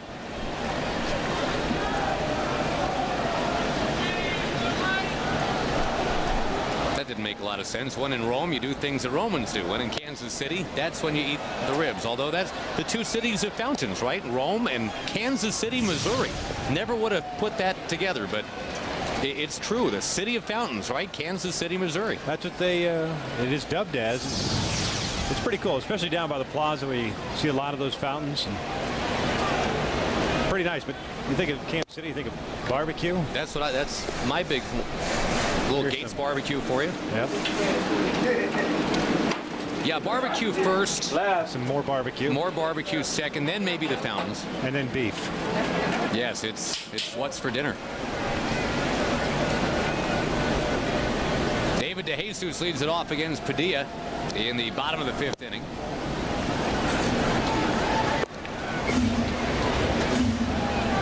So have you like tossed coins in the fountains at the plaza? Have you put 3 coins in a fountain?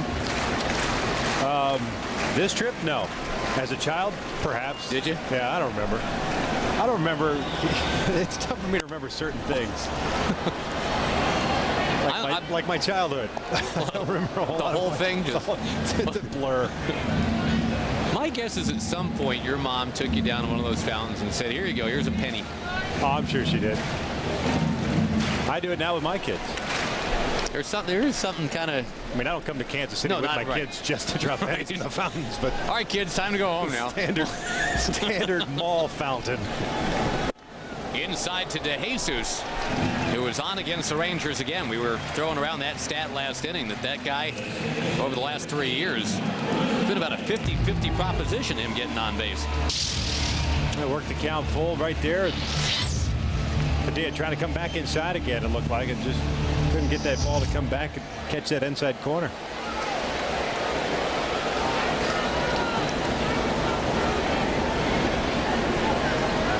Seattle beat Toronto today 2-1. That's Felix Hernandez getting it done.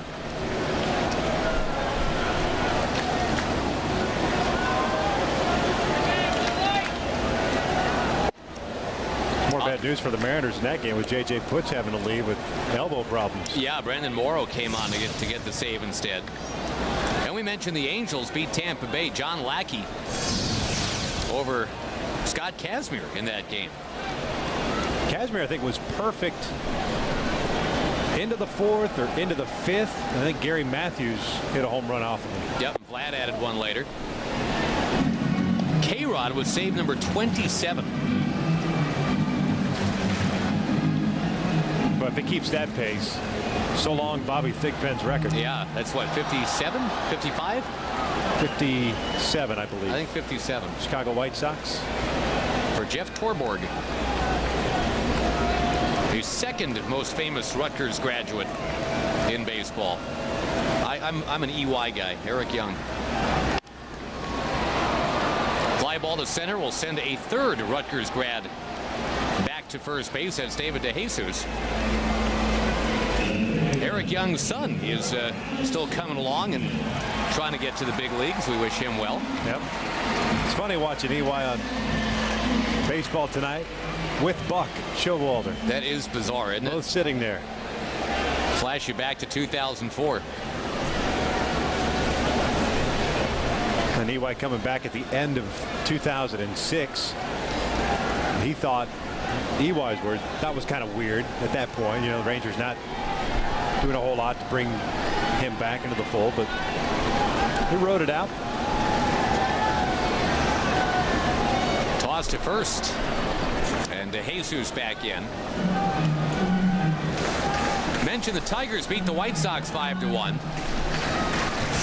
Over in the National League, the Rangers' next opponent, the Mets, just got caught by the Diamondbacks. The D-backs with a 3-run top of the 9th. And that game is now 3-3 into the bottom of the 9th inning. Bullpen meltdown again.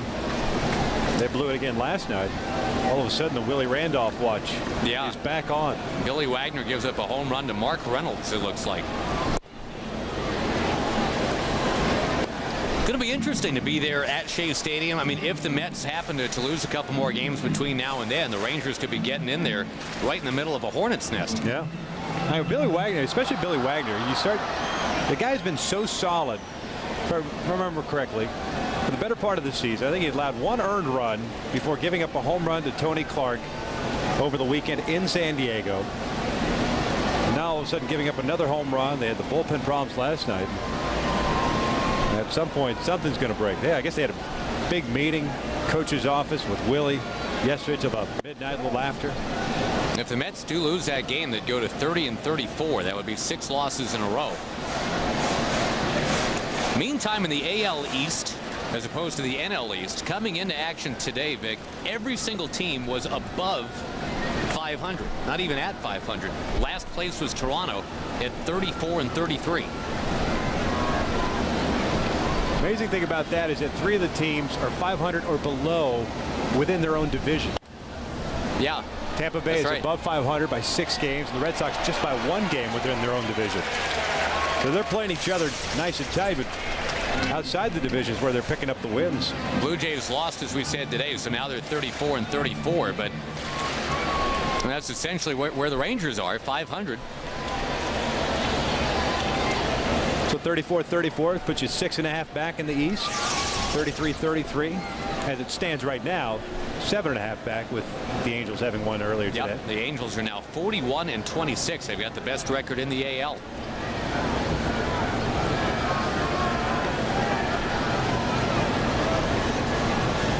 Got him. Got to get him. Yes, sir. Boy, there was a lot of cat and mouse going on there, and finally the cat wins out. That happened in the first inning. Dave Seuss had that leadoff single in the first inning. He was trying to time Padilla, and a couple of times slipped and stopped and never did anything, but he tried to time it there. Ooh, close. That's one of those, as an umpire, the ball got there so much sooner than Dave Seuss ever did, that regardless of where the hand was, I think you almost have to ring him up. Padilla, I mean, he was like, it's like he had launched the three-pointer and he didn't even have to look. He knew he had drilled it. Don't even tell me it went in. I got it. Although upon further review, it was close. Yeah.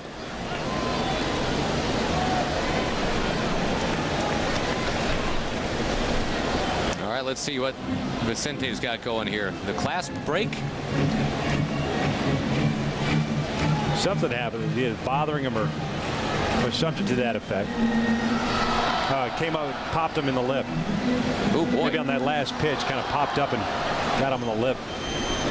The cross on the chain, flying up, and yeah, it got him right on the lip.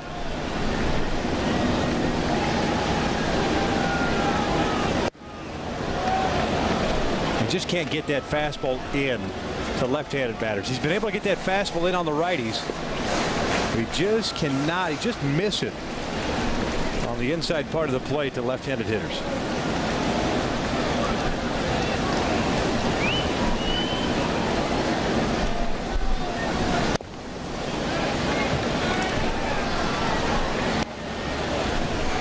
We'll get to some more scores as we go forward. Try to get to some emails tonight too. Well, I don't know how I got this email, Vic, but apparently I've been picked to try to help somebody in a country I've never heard of. I've just got to give them my credit card number, and I'm going to make like millions. Awesome. Knock yourself out. Tim McClellan says that's outside 3-2. Why don't you forward that on to Warren Buffett? Yeah, what, does Warren Buffett get these emails?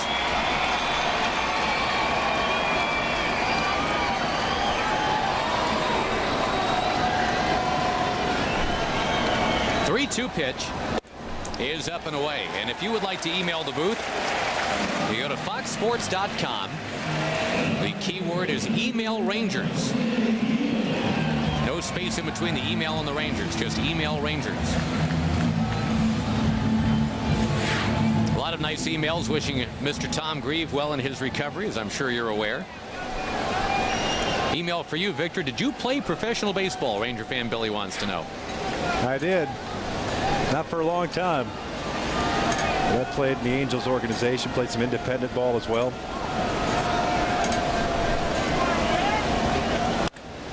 Ground ball past the mound. Boy, about a 10-11 hopper into center field. Just skidding, and it gets away from Kinsler. Got a shot to score this run. Ian flings it home too late. It seemed so harmless at the time. The ball just kicked a little bit away from Ian Kinsler, but then started rolling. And very alertly, the runner coming in from third. Well, a little flip over to Ian from Marlin.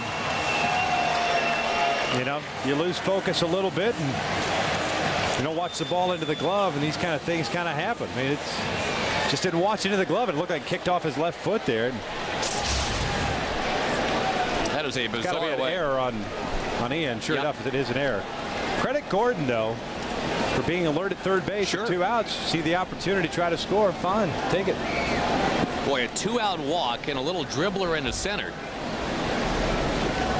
And then a little thing like that. And just like that, it's 3-1 Kansas City. That tells you how fast this infield is. I mentioned it. That John Buck little bouncer up the middle that Michael actually got to, and they almost turned a double play on. Like you said, that was almost off the end of the bat, and almost sounded like he had broken his bat. He just kind of rolled right up the middle.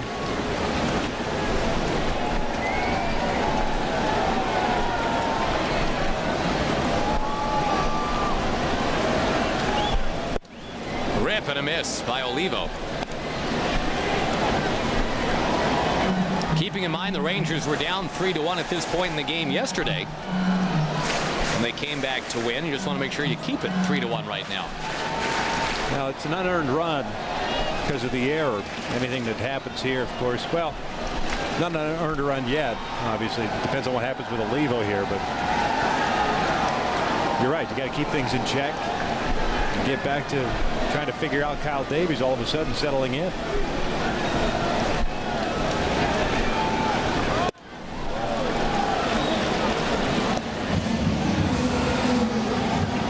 The Rangers had some opportunities early on. Stranded those 5 guys in the first 2 innings, 2 in that first, and they had the bases loaded with 1 out. And Ian unfortunately rolled into that inning-ending double play, but it's all right. Did it last night. Chip away. Go back and get them. Olivo bouncing one foul. Nice pick by Wash in the dugout. He got. That was from right there where he's sitting right on the edge. Just reached out with his right hand, picked it. Picking machine, Ron Washington. Of course, he did that in the big leagues when it mattered for a long time.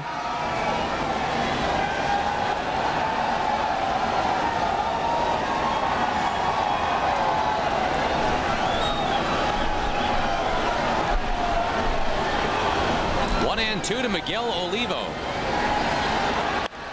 Fouled away again. The team Olivo played for last year, the Florida Marlins, a 6-2 win over a team that Padilla's played for before, the Phillies. 2 more home runs for Jorge Cantu.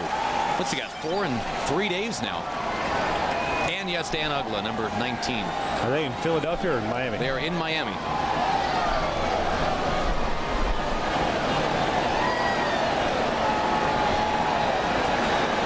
It was like a walk-off grand slam for Uggla, actually, in that game. Outside, with the wind picking up again, flags are pointed out towards left.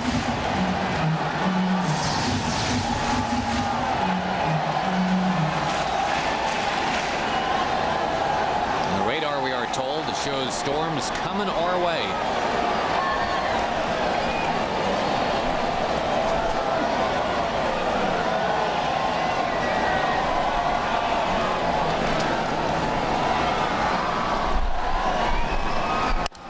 Busted his bat. Padilla backhand. Well, and he throws it away.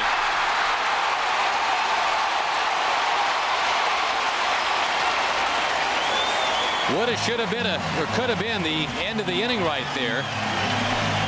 And Vicente, I think that happens with him sometimes. If we saw it in Detroit and it ended fine. He had an inning where he was getting frustrated. He got a comebacker and threw like a 95-mile-an-hour fastball in Detroit to end that 3rd inning where he gave up 5 runs. This one, he's going to air it out of here too, but Catalanotto couldn't hold it. I tell you what, that might be a play where Catalanotto should get charged with the air. You'd have to see it again, but that's a ball. If the first baseman's not jumping for it, that means you can reach it and you should be gloving it. It sailed right over his glove. Now, maybe he wasn't anticipating such a hard throw. You know, sometimes there are those opportunities where, as a first baseman, you stretch out a little bit too soon. You're taught, you know, at a young age, you're taught to kind of keep both feet close to the bags. Once you see the baseball being delivered, then you step out and reach for it and stretch for it. In this instance right here, it was a little bit of a high throw, but that's just a whiff right there. Yeah, I guess you have to make the determination as a first baseman. Do I try to keep my foot on the bag, or do I come off up the first base line a little or down the first base line a little, make a catch and try to apply a tag for that 3rd out? They'll go ahead and walk Tia now to get to Buck. They don't want to face the lefty with first base open. They'd rather pitch to the righty.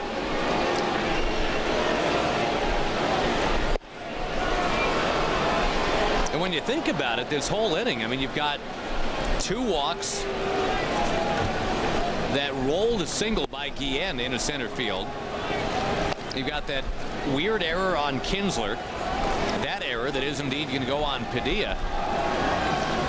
This was an inning that also featured DeJesus getting picked off. They called that an infield single? What? They're calling that an infield single and an error. How can you, on a catcher, on Miguel Olivo of all people? Man. They may revisit that. That is some home cooking. John Buck, the batter.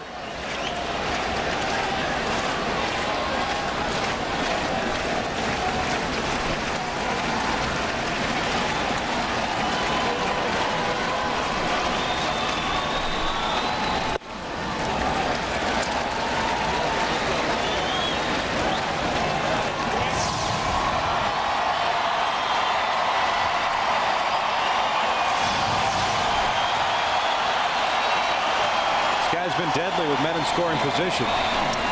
Overall batting average not that high, but he's been about as clutch as anybody in the American League in these situations.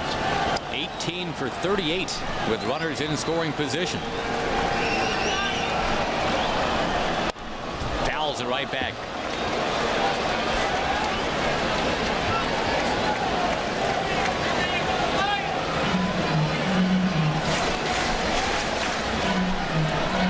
Padilla's pitch count now getting close to 90.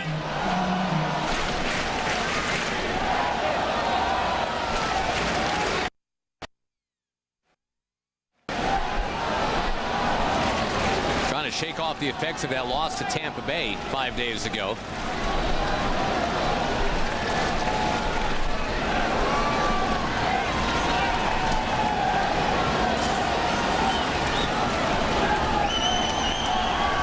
One pitch in the air down the left field line.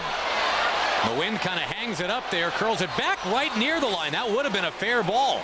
David Murphy makes the play, and had it dropped, third base umpire Mike Everett said that would have been fair. 3-1 Kansas City into 5.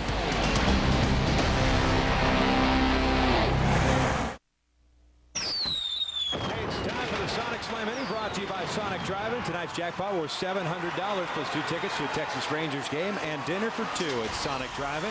Tonight the Rangers are hitting for L.W. Taylor from Point, Texas. And if a Ranger hits a grand slam in the inning, L.W. will win 25,000 big ones. There's the Stevens family, good friends of mine from back home in Texas. Tiffany, I guess maybe getting a little bit tired. They drove up today to come to Kansas City. My good friend Peyton to the right there. Savannah Banana, the little beautiful blonde. Milton Bradley's going to foul one here with the wind whipping around. That's a pretty expensive drive now, the way the gas prices have shot up. Yep. We appreciate the Ranger fans coming. There's Savannah.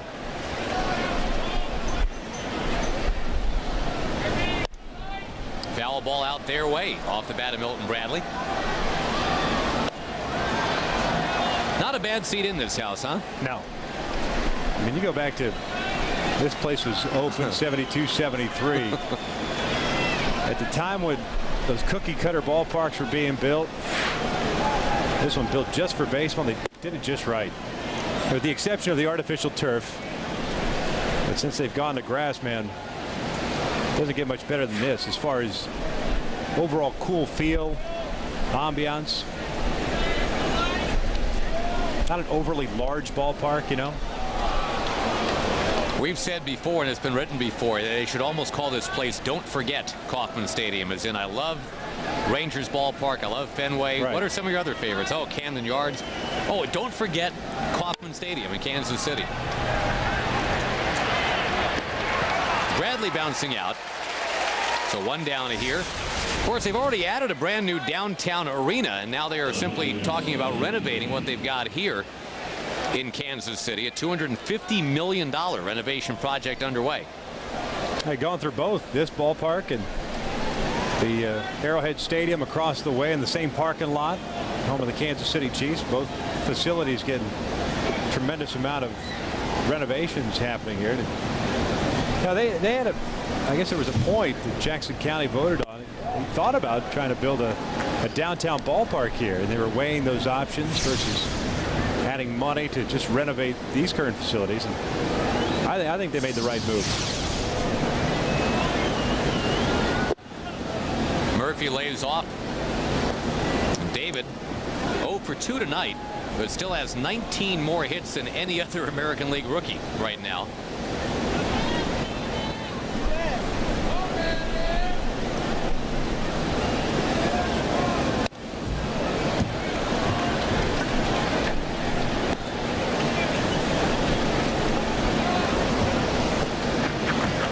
We've been talking about pace a little bit tonight because we're getting pretty close to the midway point of the season now. David Murphy's on a pace to set an all-time record for runs batted in by a Ranger rookie.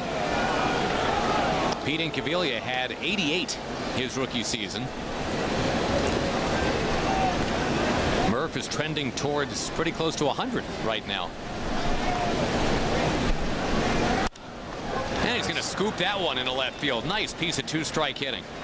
Well, inside-out approach, too. That's an easy pitch for 2-2 to try to pull it, but looking outside, ball tails down and away. And just a beautiful approach. Get those hands inside the baseball, make solid contact, take it the opposite way.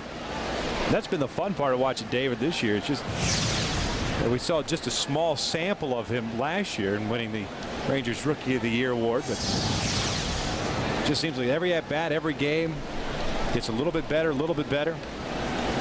and all doing it all in the shadows of the guys ahead of him in the lineup.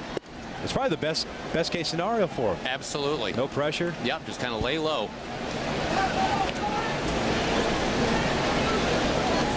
Well, Marlon Byrd, the batter, and Marlon has been really the toughest guy for Kyle Davies, not just tonight, but last year, too, when Davies pitched a couple times against the Rangers. Davies, a guy that ended the Royals' 12-game losing streak about a week and a half ago. A guy that was brought up from Omaha, Warren Buffett's hometown. We've seen, our good buddy Warren here tonight. Even if he was my good buddy, I would absolutely call him Mr. Buffett. There's no way I could call him Warren.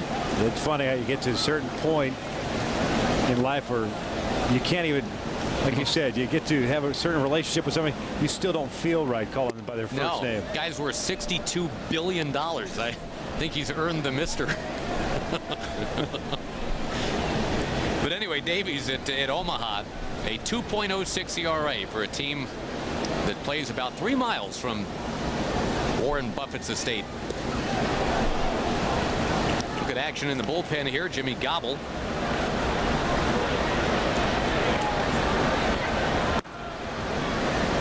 It's about this time of year when the Omaha Royals head out on the road for a long time. Yeah, that College World Series moving in. Marlin steers a count where he wants it, 3-1. Catalanato on deck. That's a great experience, that College World Series in Omaha. Never been. Yeah, really? I've never been. Had a chance one time. Neat ballpark, too. 3-2 now to Byrd. Yeah, and before the ESPN blew it up to what it is today, growing up here and living here, even as late as 1985, 86, right around there, my senior year, we knew about it because it was so close to this area, and you heard the reports from Omaha and stuff like that. But it certainly wasn't that big of a national championship. And now it's kind of been a television, ESPN, and the super regionals and the like. Man, it's gotten huge. Runner goes. That's ball 4, and the Rangers have 2 on with just 1 out, trailing 3-1. Well, Davies had 98 pitches unofficially. They've got the lefty ready in the bullpen. What do you do? What do you do? I think you keep him in for right now, unless you're playing matchups. But you talk about those 98 pitches that he's thrown. The bulk of those pitches came in the first 2 innings. He struggled with his control, loaded the bases up with 3 walks. He had 4 total walks in the first 2 frames. So they really, the last 3-4 innings have been non-taxing for a starter. And he's kind of finding himself in a little bit of a rhythm, the exception of the base hit by Murphy, now the walk to Byrd. But if you feel like this is a better matchup as opposed to going to Gobble and face Catalanato, you got a right-hander in Laird coming up next. The matchup is, all right, I trust Davies to get Catalanato to roll into a double play more so than I do Gobble in this situation. That coupled with Shelton would probably pinch hit and just be countered with.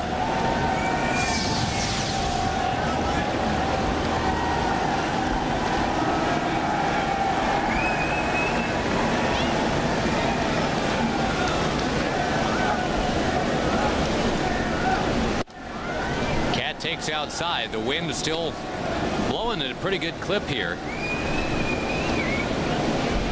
No surprise, it's June, it's Kansas City. There are storms in the area. This is a breeze compared to what the Rangers had at home last week. Oh yeah, no kidding.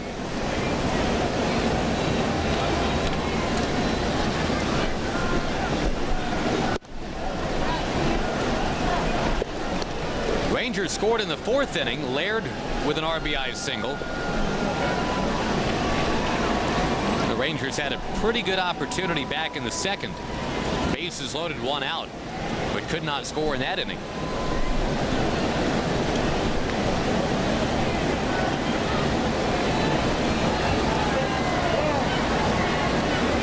Cat requesting time, backing out.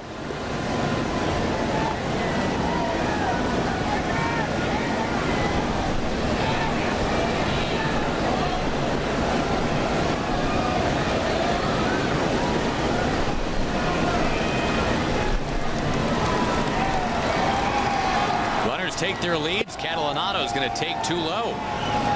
Remember, it's our sonic slam inning, so the base is loaded. Not be a bad thing. Had one last night.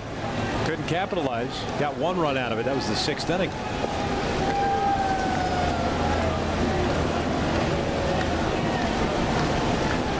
Now Davies slowing his tempo way down here in the 6th. Deals it, and Cat, just like Marlon Byrd, a 3-1 swing to make it 3-2.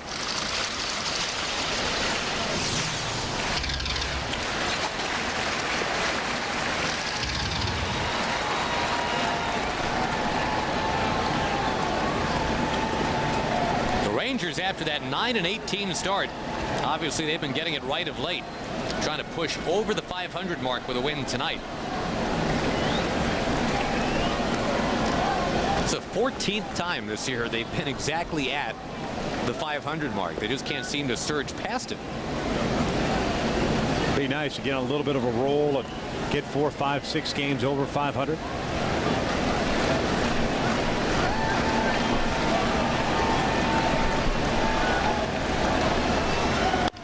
Cat with a chopper, second base. Grzelcyk thought about going to second, goes to first instead, which at the very least keeps the inning alive.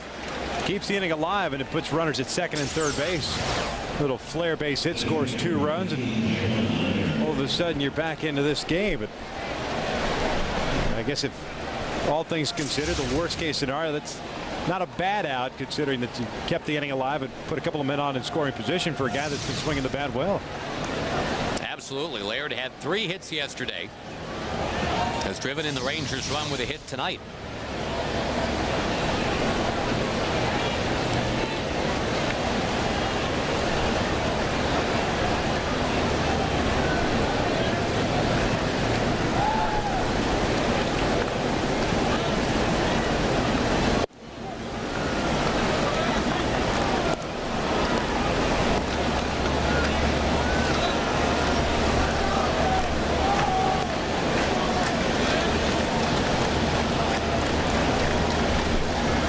Keep in mind, has given up exactly 1 run each of the last 4 games he's pitched, including his last start at AAA. Right now he's at 1 run tonight. Goes to 2-0. Vasquez on deck.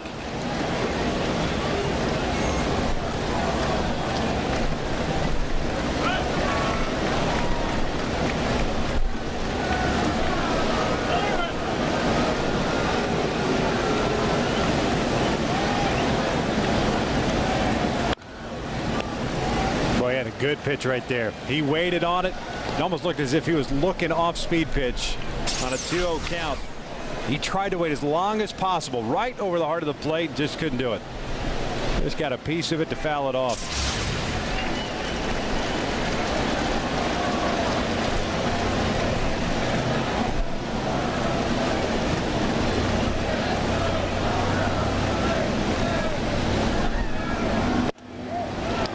that one. Tim McClellan says that's a strike. So now 2-2 with 2 on and 2 out.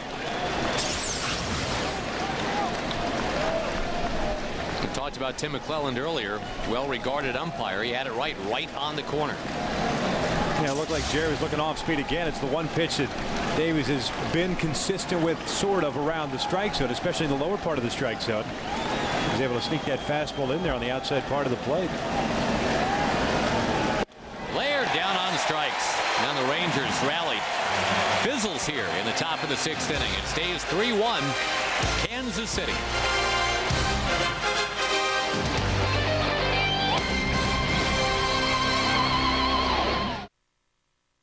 8th inning yesterday. Maybe they're forecasting rain and moving it back. We're in the middle of the 6th, and they just did the sing-along. And they do put the words on the scoreboard, too, for the Garth Brooks Challenge. Fly ball in the right center.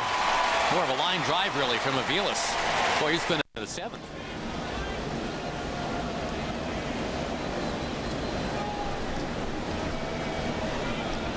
There's that bunt. It's popped up. And Padilla simply gloves it, winning out over Gathright.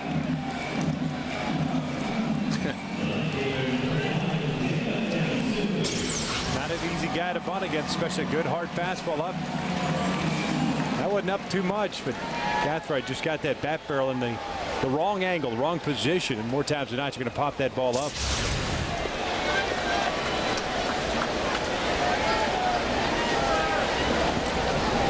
And a chance for Padilla to get right out of it here with the ground ball off the bat of DeJesus.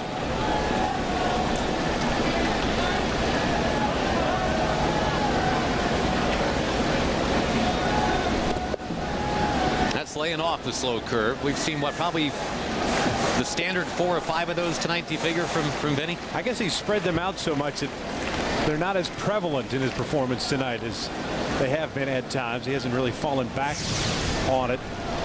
Gordon's the guy that's really given him some problems tonight as far as getting to chase the pitches, those breaking balls down and in. DeJesus has had some good at-bats as well.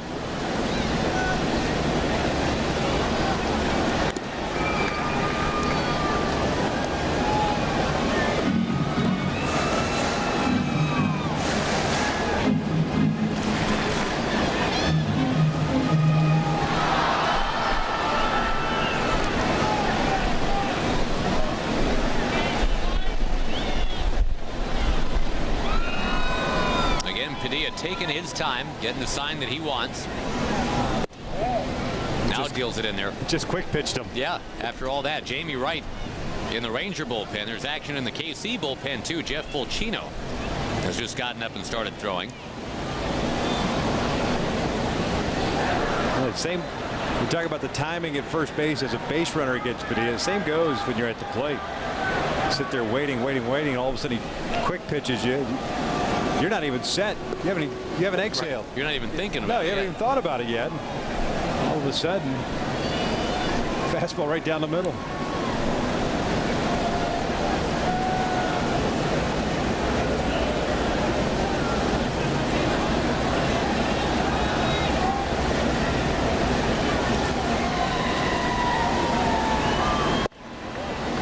That one cuts inside to DeJesus. Couple scores we didn't get to, Victor. The St. Louis Cardinals all over the Reds today, 10-0. Johnny Cueto, the shine is off the star a little bit. He gave up 5 in the first. And St. Louis rolls to a 10-0 win. Not bad without Albert Pujols. He's going to miss some time, apparently, Albert Pujols.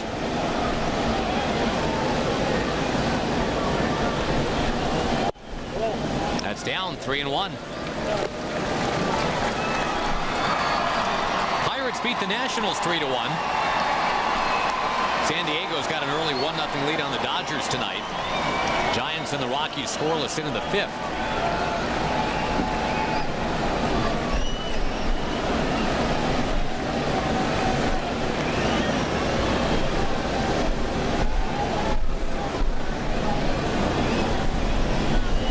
Laird says let's change it up, start again here. 3 balls, 1 strike. And the deliberate nature of Padilla has returned in this inning.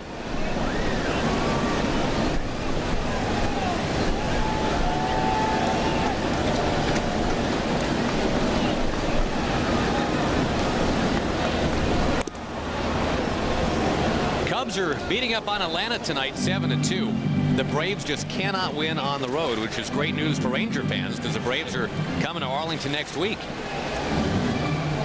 Or the Cubs just can't lose at home. That's been happening too. 7-2 Chicago in the 8th.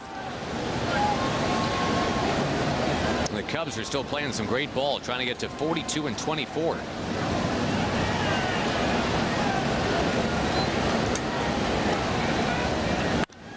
Slapped foul, 3-2.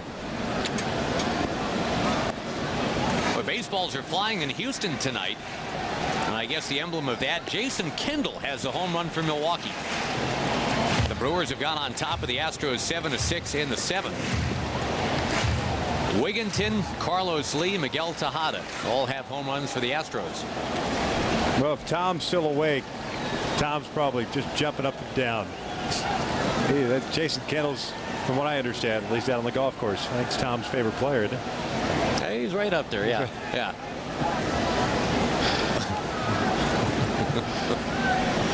Our thanks to Tom Grieve for joining us earlier tonight on the air from the comfort of his couch.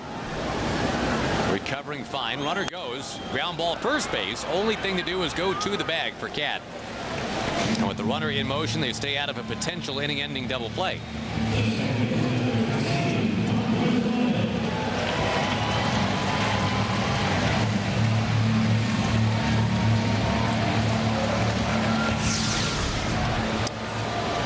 Wisconsin native Mark Grudzielanek talking about the Brew Crew. Although Grudzielanek, when he was 14 years old, moved to El Paso. About as far away as you can get from Wisconsin by some accounts. A little warmer.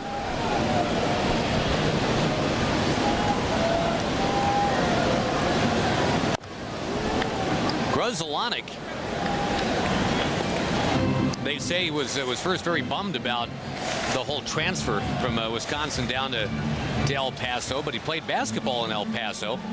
Got offered a scholarship to UTEP by Don Haskins, no less. I think the baseball things worked out okay, though. Yeah, it's carved out a little niche for him.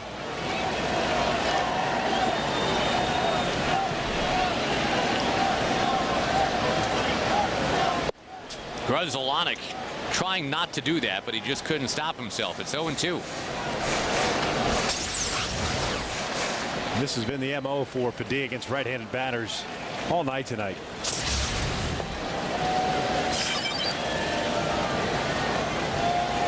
Right at 100 pitches now. And again, because the leadoff man has been on so often, it's, I think, mentally been taxing for Vicente tonight.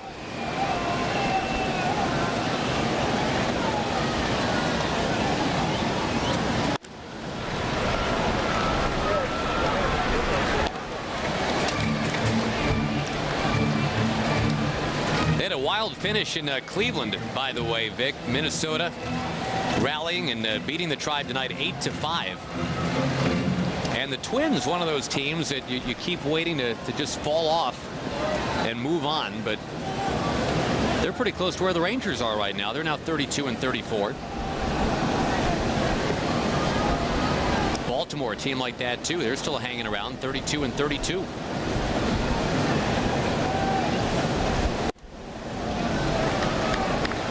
Baltimore did lose to Boston tonight. Red Sox got him 6-3, and Bartolo Colon, the winner in that one. Seems like his career's not quite over. He's now 4-1 since coming up. Not too bad. Always take that. Guy comes up and surprises you with a nice little performance here and there. Sneaks out a 4-1 record.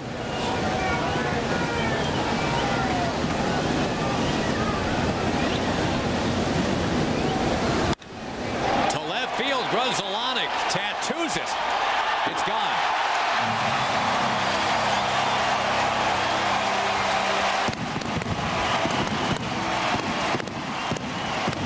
So one pitch he did not get in off the plate.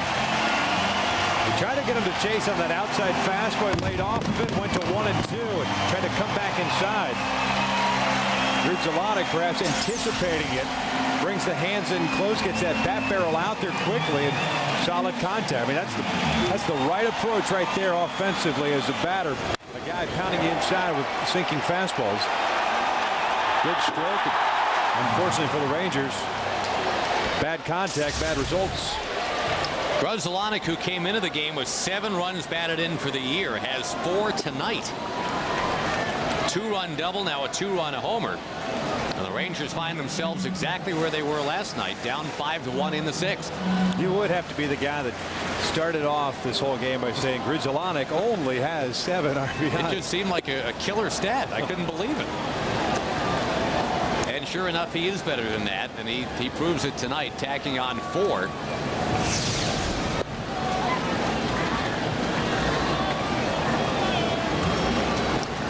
Again, you know, you go back to them sending DeJesus, or excuse me, sending who was that, Aviles on the hit and run. They stayed out of the double play, and that kept the inning hot. Mark Grudzielanek responds, even though he was down on the count to 1.0-2. He hits a home run. Good piece of hitting. Tried to get that pitch back inside.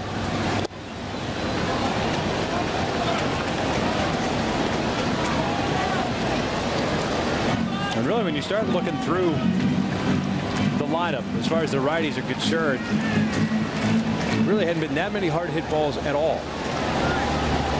The entire ball game, with the exception of that home run right there. He was really tough on righties until that Grudzielanek at bat. Now Padilla able to vanquish Alex Gordon and get out of the inning, but the 2-run shot by Grudzielanek makes it 5-1.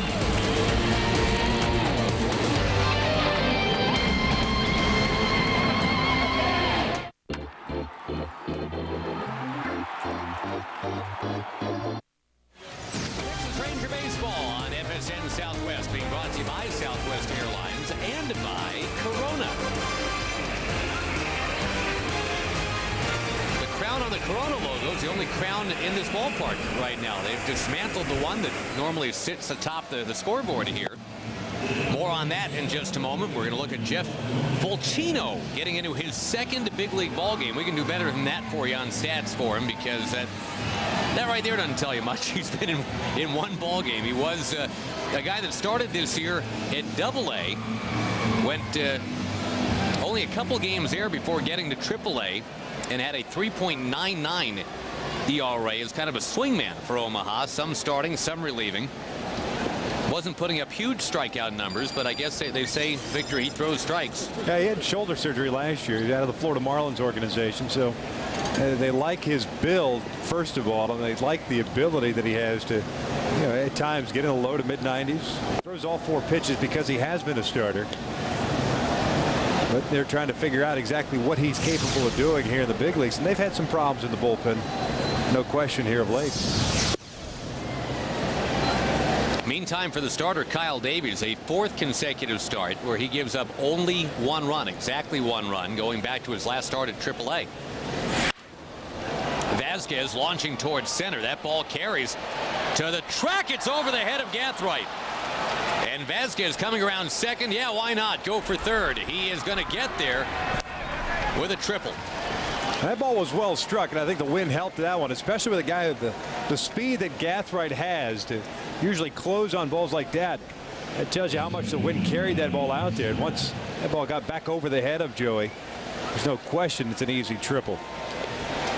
You're looking at the Firestone in-game box score, by the way. We're going to tack on a triple there to the Vasquez line.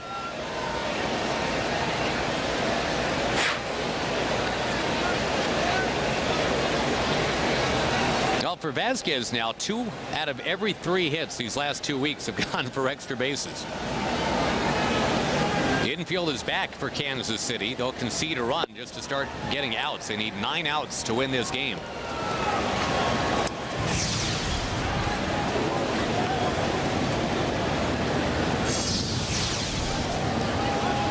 The hits are even now in this ball game, 7-7. I think one of the big differences here, Vic, is that Kansas City has taken advantage of some walks. The Rangers have not. The Rangers loaded the bases on walks in the 2nd inning, couldn't score. You You look at Davis, you could pretty much say effectively wild, I guess, when you look at 5 walks, only 3 strikeouts. But when he had to, he made the right pitches. Ranger hitters just could not get the timing off of him, even though they got the pitch count up early, had some opportunities in the first couple of innings, just didn't capitalize. Kinsler's going to get the run in. Whoa, and it gets away from Tian again. That was the big story last night, of course. This one gets all the way away from Tian. Kinsler races to second base.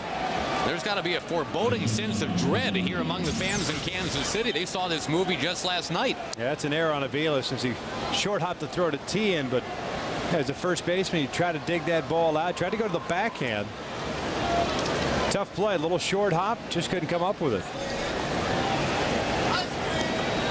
Avila's looked like he wound up and fired that ball over to first base.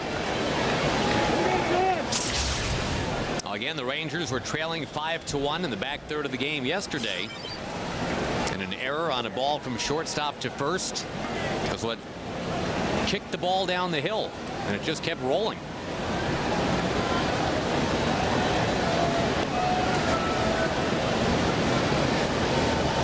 So Kinsler at second for Michael Young. That hitting streak is on hold for now for Mike. Trying to get it to 24 games in a row.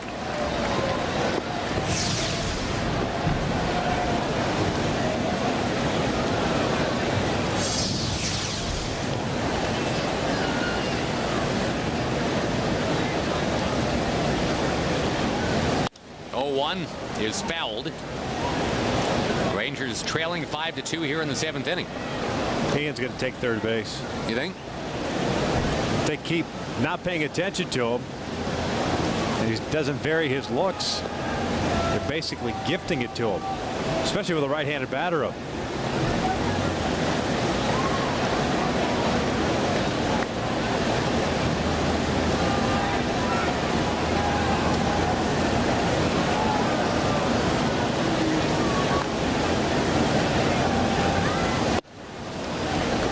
Fulcino missing outside. I think Buck got crossed up there. I don't know if similar to the situation last night with Ramon Ramirez on that pass ball where Buck said he cut the fastball. This looked like a cut fastball too at 94. A little late reaction here by Buck. Saying, well, wait a second. It's not what I was looking for, anticipating. The man in scoring position, still looking for that first out. You want to make sure you're all on the same page.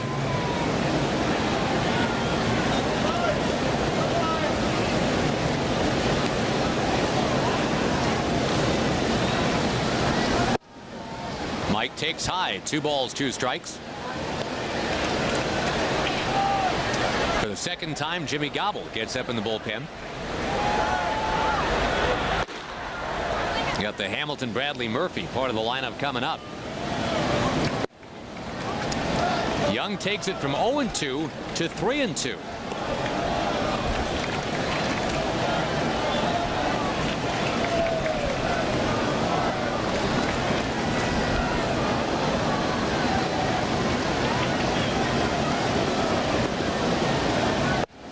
Team player that Michael Young is, he doesn't care that that hitting streak is now in pretty serious jeopardy. He's just drawn a very important walk.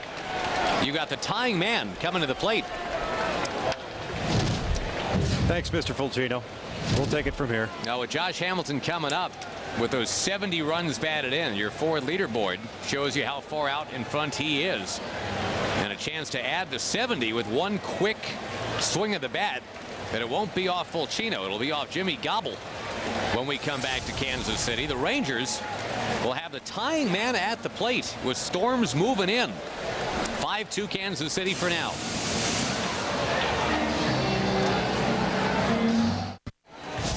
Folks, bring the whole family to see the Rangers play on Free Kid Tuesdays. Kids 13 and under get in free for Tuesday Ranger home games. Got one coming up next week.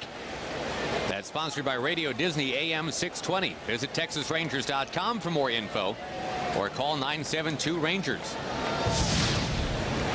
Here's a look at Jimmy Gobble's numbers. He has struggled this year. He's a fastball slurve type of guy. Against lefties, likes to drop down, almost Mike Myers type on occasion. Josh Hamilton rips it into center field. And here come the Rangers again. Kinsler racing home. It is 5-3, and the go-ahead man will come to the plate.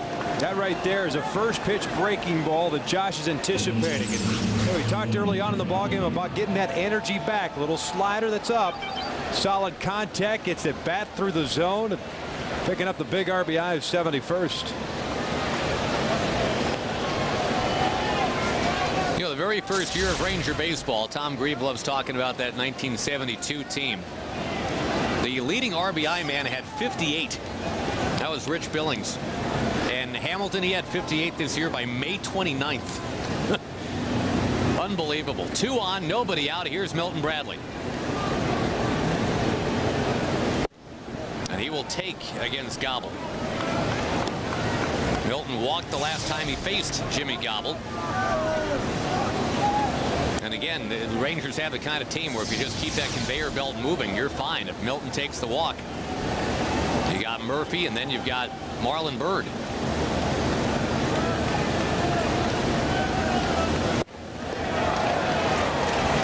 Remember, in the bottom of the 6th, Mark Grudzielanek hit a 2-strike, 2-out home run and grew the lead to 5-1. The very score where the Ranger rally began last night, 5-1. And now, sure enough, another rally begins. 2 runs already in. 2 on, nobody out for Milton.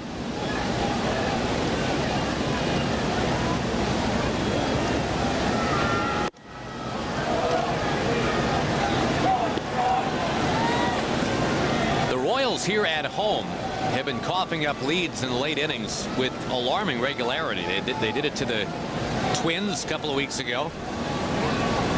Obviously, the Rangers with one for the ages last night.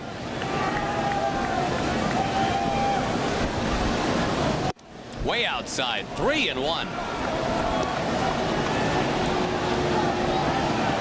He'll take it, like you said, pass the baton. Especially with nobody out. Take your chances. Gobble obviously trying to be careful against Milton.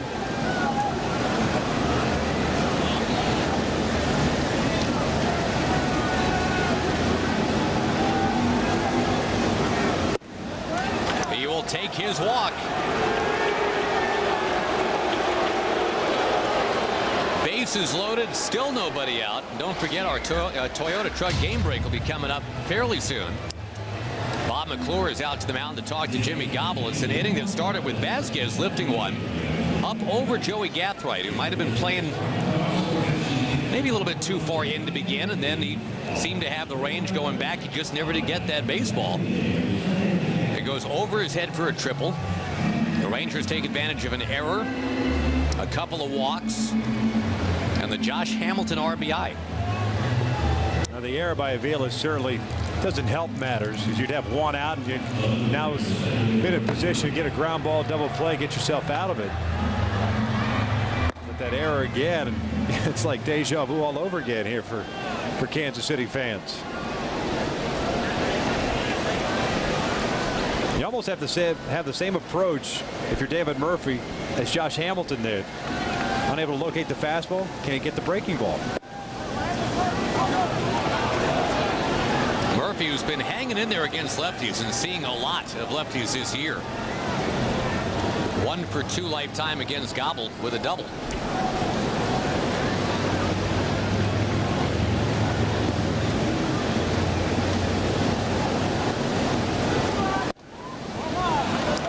With the bases loaded, Gobble just can't get it over. 2 balls, no strikes.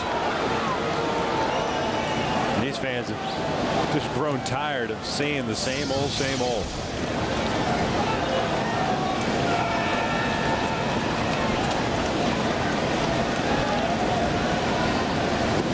Now Murphy swings and he drives it to right.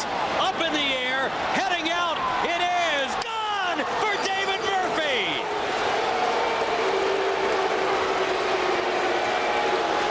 And the Boos have beaten the rain here to Kansas City. Great poke right there. Good hitters count. You're looking for 1 pitch, 1 zone, and drop some bat head on it. And boy, did Murph ever do that. Fastball on the inside part of the plate. Looked for it, got it. Locked and loaded.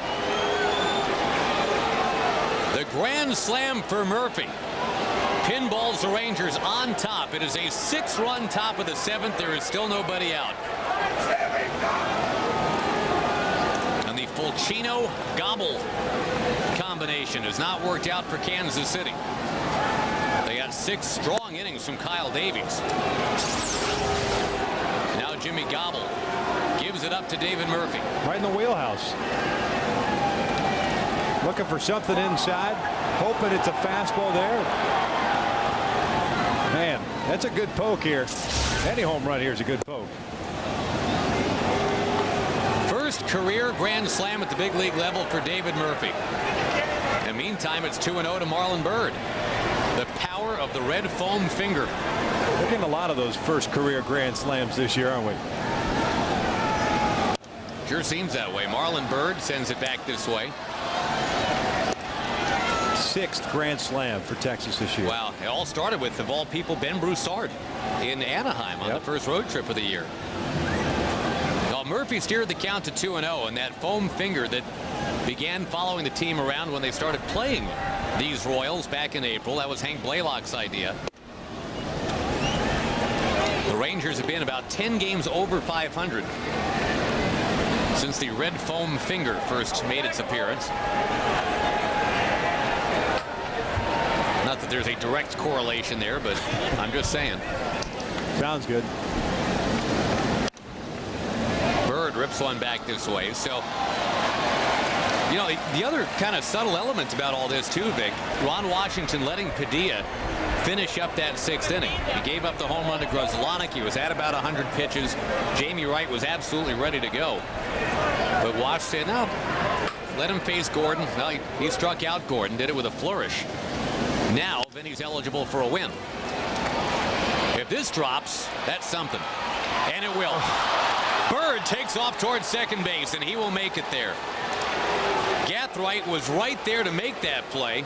Yeah. And then it somehow just didn't get made. Yeah, it's going to be called a double, and rightfully so. I thought maybe a hit and an error, but that's such a tough play. Wind blowing, had a long run, little basket catch, but the problems for the Royals continue. Just kind of lost track of it. Boy, do they. Byrd tonight, 2 walks, 2 doubles, and there is still nobody out in the top of the 7th inning. Jimmy Gobble leaves. Marlon Byrd stays. And the pitching change coming here in Kansas City. 7-5 Texas. Back after this on FSN Southwest.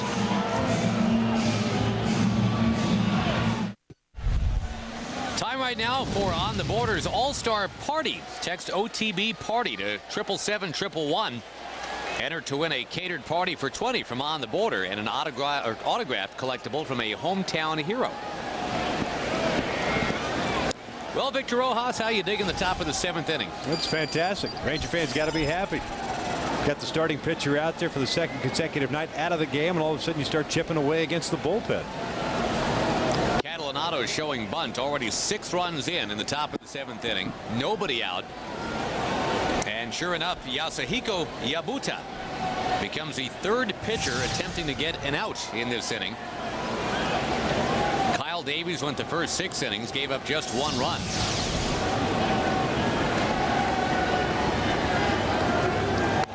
There's the bunt. Real good one, too. Yabuta fires, close play, and they finally do get that out. But in the process, you've got an insurance run, potentially, standing over there at 3rd. Nice bunt, too, by Cat. Shortened up, got it on the back end of the bat. Deadens the baseball there. Puts it out in play and moves the runner along.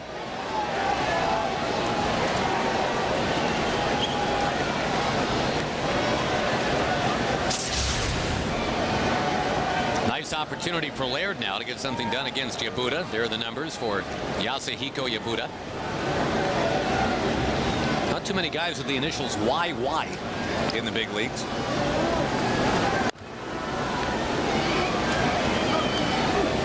Laird will foul it as the Rangers try to extend the lead now. Back-to-back games coming back from down 5-1 here in Kansas City.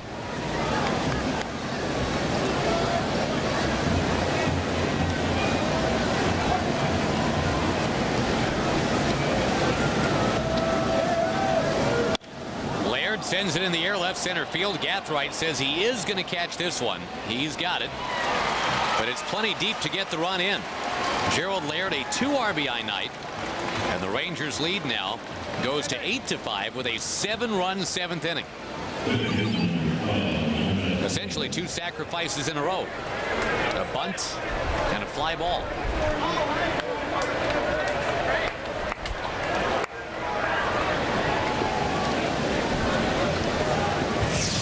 Now the guy that started all this with the triple, Ramon Vasquez.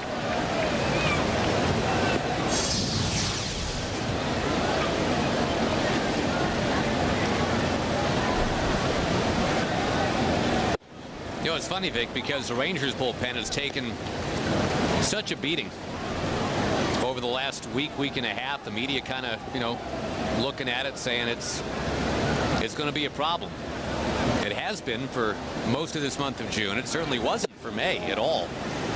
But to come to Kansas City, where, again, all the media is talking about is the bullpen is going to be the thing that undoes everything. And in Kansas City, it's kind of already undone.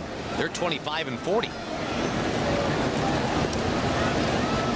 I think for the Rangers, because May proved it to us, that bullpen gave up, what, 3 home runs in 90 innings, had an ERA of about 3. There is potential to absolutely get it right out of that Ranger pen.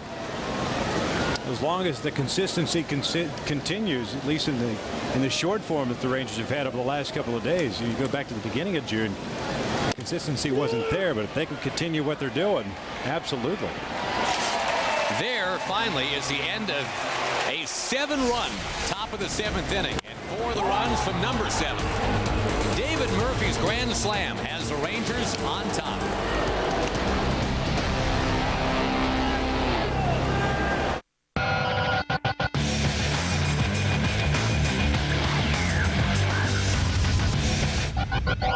Welcome into the FSN studios for your Toyota Truck Game Break. I'm Dana Larson. It is 7th inning stretch time, and we'll get you back to Kansas City in just a moment. But first, as you know, the Rangers are in the midst of a 6-game road trip, and tomorrow is a very busy day on our network for the Rangers. It all begins at high noon. Tom Grieve, in my own words, a show you don't want to miss as he reflects back on his life as a player, as a general manager, and as a broadcaster. Then we've got the pregame for you of the finale with the Rangers and the Royals at 12:30. Don't forget Eric Hurley making his major league debut.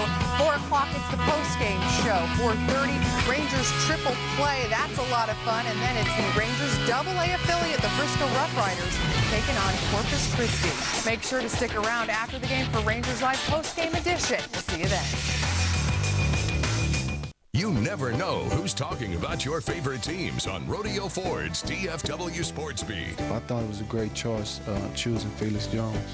Monday and Thursday nights, watch Rodeo Ford's DFW Sports Beat on FSN Southwest. Summarizing for you as we get to the bottom of the 7th inning, Mark Grudzielanek, yeah, sure, he's had a nice night. 4 runs batted in. In fact, David Murphy did that on 1 swing. Oh, no doubt about it. I think that's the biggest swing and key to this victory so far, but I think it goes back to the way the Rangers offense kind of plugged away against the bullpen for Kansas City, putting base runners on, being patient at the plate. The big hit by Josh Hamilton obviously continued that at bat. Milton Bradley with the walk, and then Murph with the grand salami. There's the numbers on Jamie Wright. He's pitched well of late, getting back on track after making a couple of mechanical adjustments. Yeah, it's nice that the wipeout really only took a couple of games. You know, I mean, they were 2 bad games, but at least it was only 2. And they kept him in there for a short amount of time. And just the inability to throw strikes. Saw some video and got it all taken care of. Well, Guillen stays hot. Another 2-hit game for him. Vicente Padilla is on line to go to 8-3. 6 innings of work. And he is the Rangers pitcher of record. 7 hits allowed, 5 runs, 4 earned.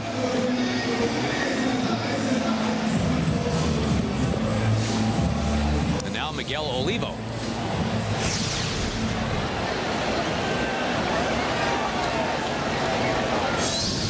Jamie Wright, by the way, pitched for these Kansas City Royals briefly in 2003. In fact, he pitched very well, made 4 starts.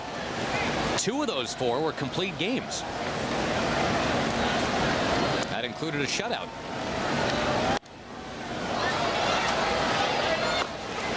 After beginning 2004 in the Royals organization, he got sent on to Colorado, which is where he actually began his career way back when.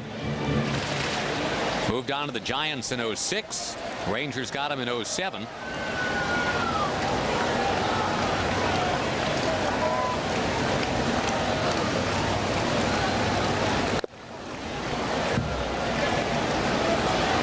Email from Ranger fan Gus wants to know if the Rangers can go ahead spot Kansas City a 5-1 lead tomorrow, because that's worked really well in this series so far.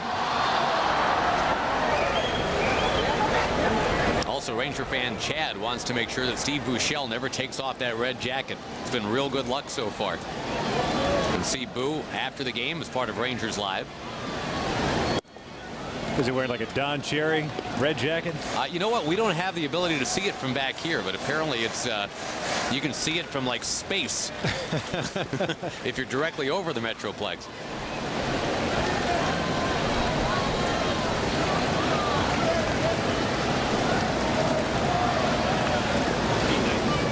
The 1-2 from Jamie, got him, came right at him, and he strikes him out. You don't want to let Kansas City think they're really in this game, right? Go ahead and quickly get out of the 7th inning. Well, we talked about Olivo being a free swinger earlier in the game, but that's a guy that just had his mind made up. I don't care where the pitch is at. I'm going to go ahead and swing it. Granted, that's some filthy movement on the part of Jamie Wright, running that fastball in on his hands.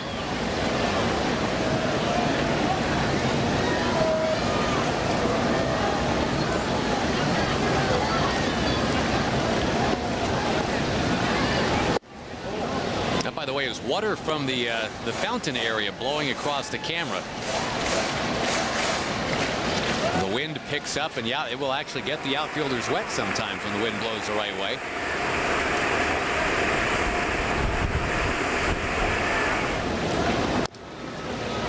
Ball and a strike to Martian.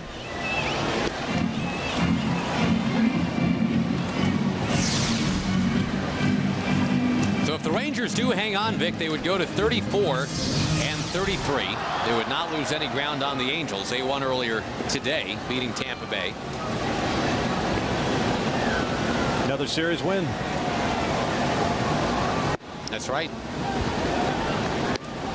It'd be nice if the Angels slowed down. They're 41 and 26. They've won 10 of 12. They are the only team in the entire American League with a winning record on the road. And it's not even close. They're 21 and 12 on the road. Nobody else in the AL is at 500 on the road. Ground ball, Kinsler can't get it. And just like that, the tying man coming up. Double play is still in order, but John Buck will have a chance to tie this game with one big swing. A couple of seeing eye singles. He ends up the middle. T ends to the right side. Good shot for Jamie, keeping the ball down on the ground.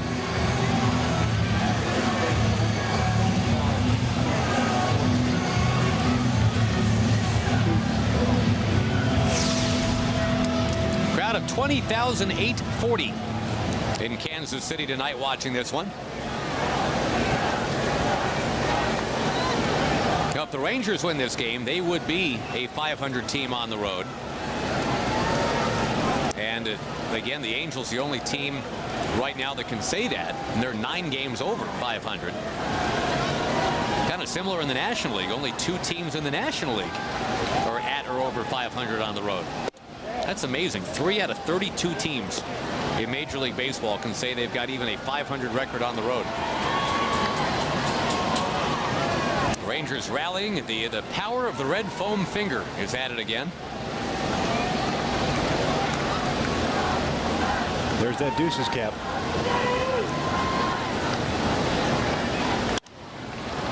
Buckle twists one out of play.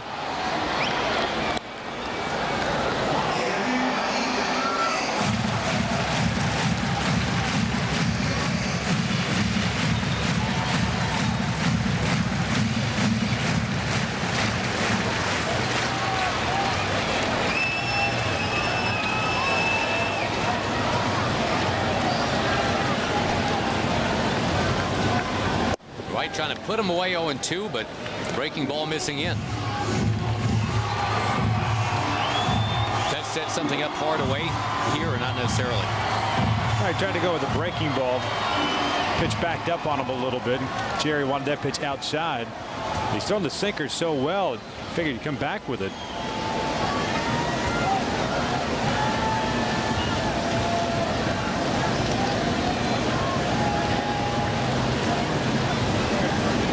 Wright and Laird trying to get on the same page here.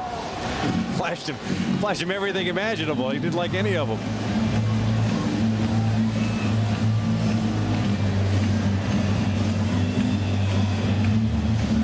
You got to throw what the pitcher feels most comfortable with. You have an idea as a catcher, and you want to put that in play. Obviously, the catcher's got a pretty good vantage point of the approach that the hitter has taken against certain pitches against Jamie. But if your guy on the mound's not feeling comfortable in that situation, you always defer to him.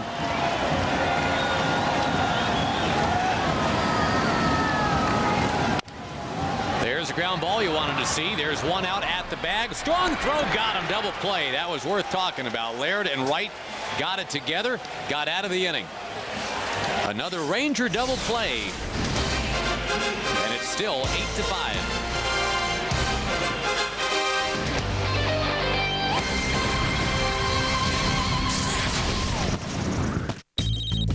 Who could that be? Oh, wow. I'm there for you, buddy. That was Brad. He really wants to vent. We should go. Ready to vent? Let's vent. Let's vent. Let's vent. Introducing the vented wide mouth can from Coors Light. It lets in air for a smooth, refreshing pour. Is he okay? I think we'll be venting a little longer. Frost brewed Coors Light, the world's most refreshing beer. This copyrighted telecast is presented by authority of the Texas Rangers and may not be reproduced or retransmitted in any form. The accounts and descriptions of this game may not be disseminated without the express written consent of the Texas Rangers. Ian Kinsler waves and misses as the top of the 8th gets going. The Rangers really got going in the top of the 7th, scoring 7 times off a beleaguered Kansas City bullpen. If you and I ever make it to $25,000 pyramid and the category is things that are beleaguered, bullpen, that's the clue that I want, because I don't know what else is beleaguered other than just bullpens. Bullpen? Yeah, that's all you got to say. I got you. All right. If you just say bullpens with that inflection, things that are beleaguered, and we'll go on to the next round. Kinsler lines one foul. That show's still on somewhere? It probably is. That was a Dick Clark vehicle for forever, I believe. 30 seconds on the clock. Ready? Go. The 1-2 pitch to Kinsler is popped up, chased, and it falls untouched.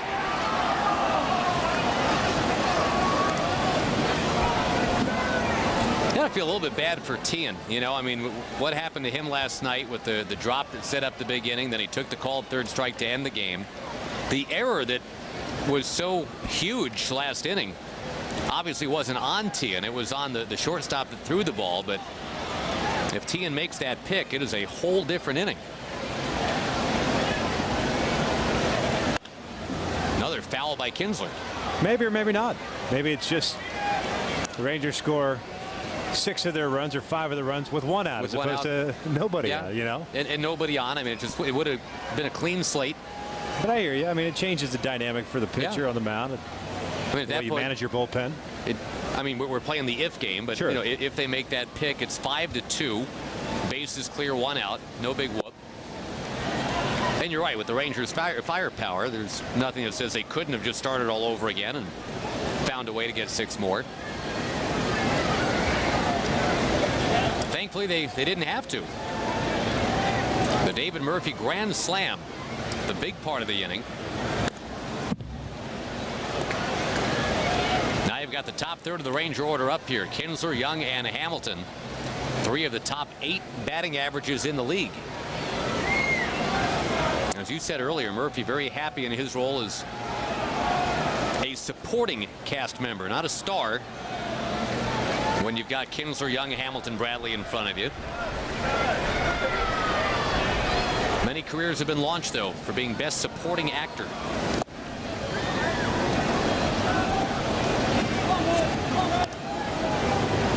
Earlier this year, that fourth outfielder phrase was certainly thrown about when discussing David Murphy and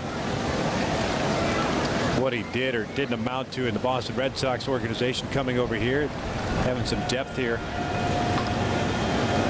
Those rumors you could put the rest. I mean, it's about as respectable a line as you could present. Doing it against righties, doing it against lefties. To top the leaderboard as far as rookie categories are concerned. Take it.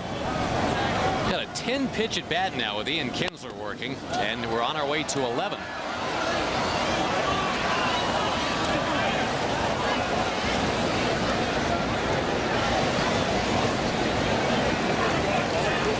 Folks, you can vote now for the 2008 All-Star Game. Help send your favorite Rangers by voting at TexasRangers.com.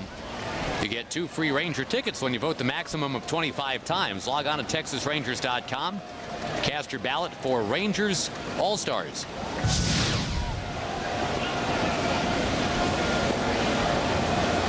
Here is pitch 11 of the at-bat, and Kinsler drills it. Left center field. Gathright going back, looking up. It is off the wall. And Kinsler on his way to second with a double. A hard-earned double, an 11-pitch at bat.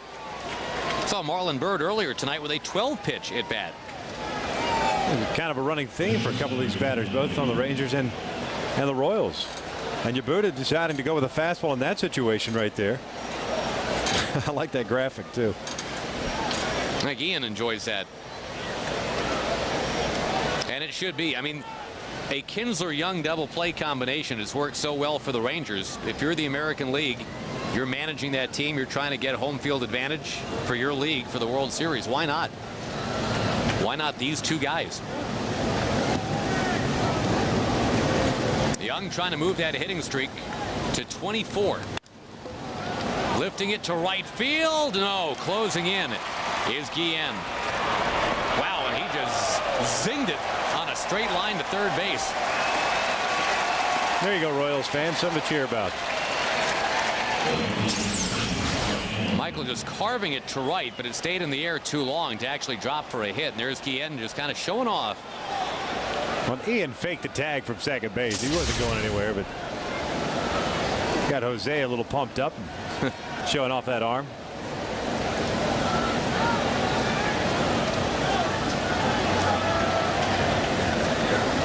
Now Josh Hamilton, who already has a run batted in. What new? He's up to 71 runs batted in.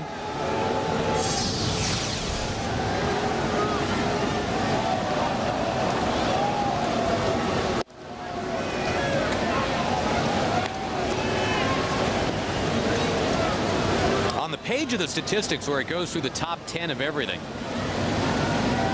Hamilton, Bradley, Murphy all up there in runs batted in. Murphy now, I mean, he slides all the way up into the top 5 in the entire league with his grand slam tonight in runs batted in. Hamilton to third, and that's an out. They say he got it before it hit the ground. That ball hit the ground. Ron Washington's coming out to say exactly the same thing. But Mike Everett, who the Royals had issues with last night, he said it did not hit the ground. That ball picked in the dirt, didn't it? That's what it looked like. I mean, when you get a third baseman come up throwing, it's a pretty good indication that he didn't catch the ball in the air. I mean,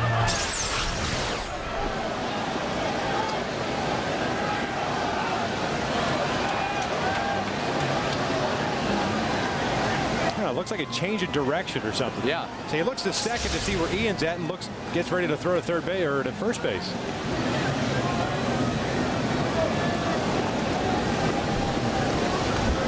He's selling it, though. He looks good. Oh, the inning left now to Milton Bradley. He's got an RBI tonight. Oh, no, he doesn't. He's got 2 walks tonight is what he's got. Murphy's got 4 runs batted in on the 1 swing. Laird, a couple more runs batted in.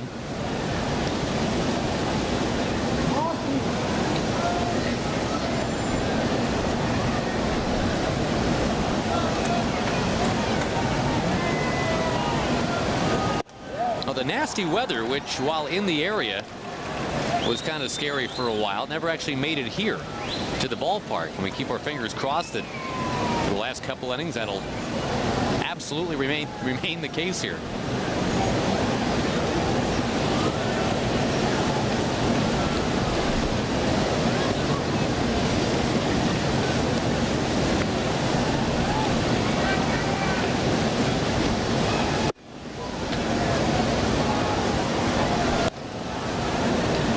Talking about it earlier, Milton just refuses to swing most times unless it's, it doesn't have to be, well, put it this way, if it's not exactly what Milton wants to swing at, he's not going to swing. That's why that one at bat yesterday was so unusual when he did offer it the first pitch out of the strike zone.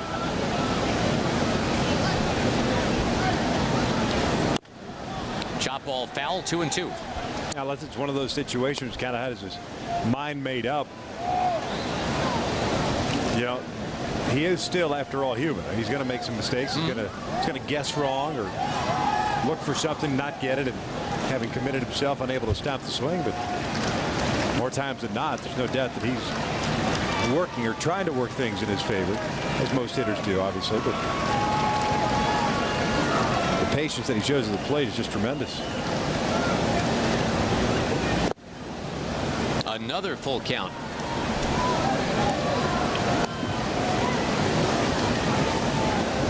With 2 walks tonight, Milton's up to 45 for the year, which is second in the league. He's already leading the league in on-base percentage by more than 30 points. J.D. Drew of the Red Sox, the only guy who's even that close.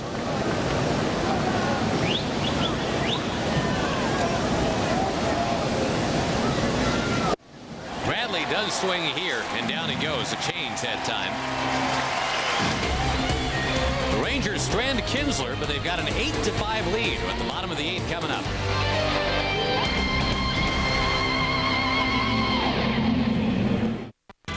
Rangers, Royals, tomorrow on FSN Southwest.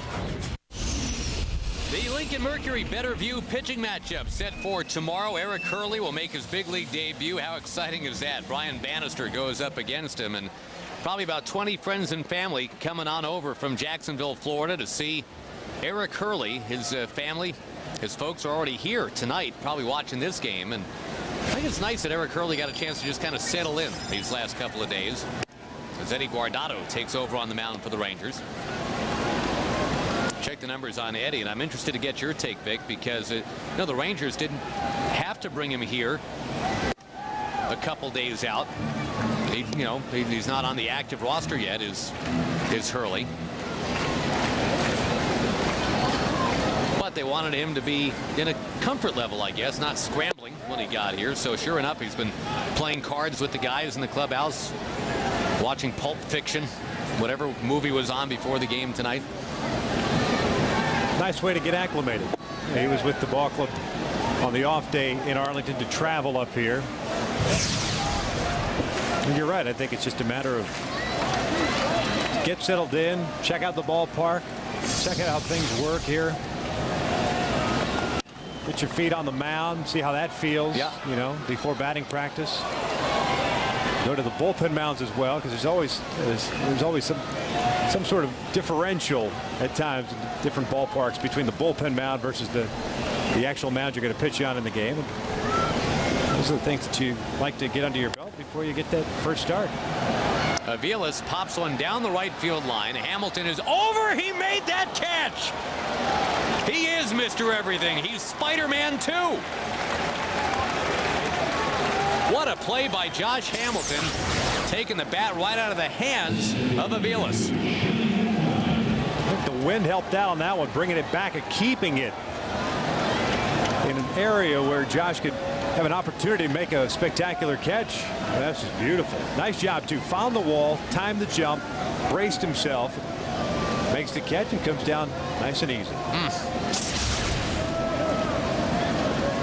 Joey Gathright, the batter. And Gathright just a wild wave for strike one. Gathright has had a couple of opportunities to make wall crawling catches himself tonight, but he has not been able to do it. Hamilton just got it done in foul ground. There's that bunt. Guardado's ready for it. No face plant this time for Eddie, fielding the bunt that happened yesterday. Step and throw. Step and throw. Nice and easy. 2 quick outs. This was Eddie yesterday. It's a great play, but boy, how quickly that chin got to the ground. That was stunning. The rollover. That's hard. That's not slow motion. No. Full swing right there.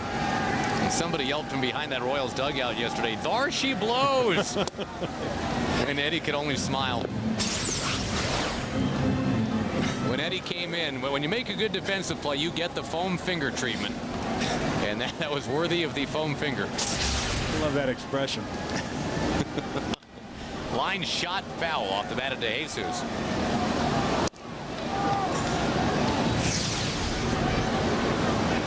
Yeah, it's the expression of kind of like, well, yeah, it's funny, but not really. Either that or he still had dirt in his mouth and just wanted to wash it out.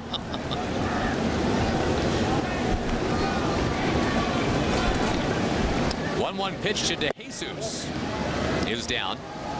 The Rangers with a 7-run 7th inning, leading 8-5.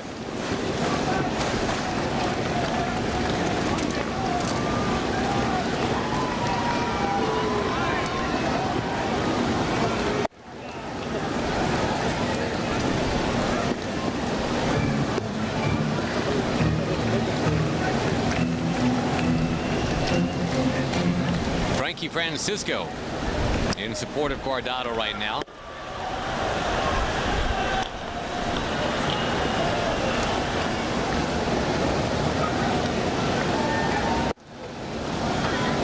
Tim McClelland, yes, said that was a strike.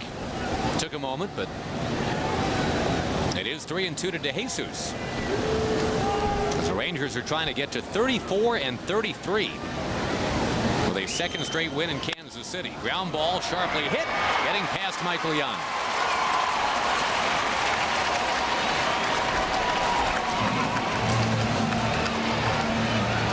Two hits and a walk tonight for DeJesus. Mike just couldn't close the glove around it. Mike's defense, though, you know, he made those 2 errors the first 2 games of the year.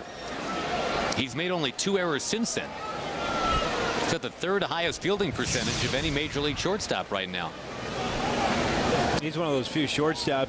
Maybe it's becoming a trend now that likes to go to the left side, doing that little slide, almost playing the ball behind him. Right. He's gotten pretty good at it.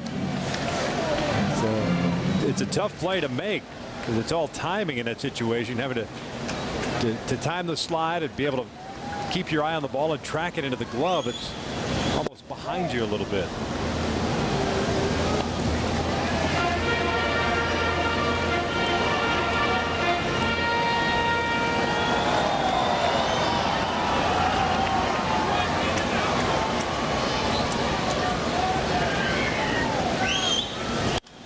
Grzelcyk already 4 runs batted in tonight. But as it doesn't get over Marlin's head, it stays at a 4 RBI night for Grzelcyk.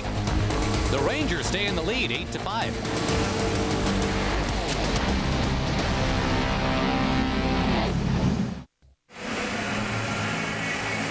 Progressive shows you the upcoming schedule of Ranger baseball games. One more here in Kansas City, as we've been talking about. Then it's on to Shea Stadium, where, by the way, Saturday, Pedro Martinez is on the mound. The Rangers are coming home to take on the Atlanta Braves midweek next week. Hope you are able to come on out and check out the Braves and the Rangers. Back on the road again before the Phillies come in. Brett Tomko takes over on the mound for Kansas City. Another new Royals pitcher to tell you about. Tomko greeted rudely by Murphy, who's already had a grand slam tonight. Now he's got a solo to tack on. A line shot home run to greet Tomko. A shell-shocked Brett Tomko. And David Murphy. We were talking about it yesterday, Vic. Nobody in the American League has been a better hitter from the 7th inning on in the American League this year. Well, he's had 2 at-bats from the 7th inning on tonight. They're both home runs. Trey Ullman trying to get Tomko some work. Looked like an off-speed pitch. Took something off the fastball there. That one on the outside part of the plate and still got that ball to right center field now. 2 homers, 5 batted in the last 3 innings for Rookie of the Year candidate David Murphy. First career multi-homer game for Murph tonight. And the Rangers now 9-5 over Kansas City.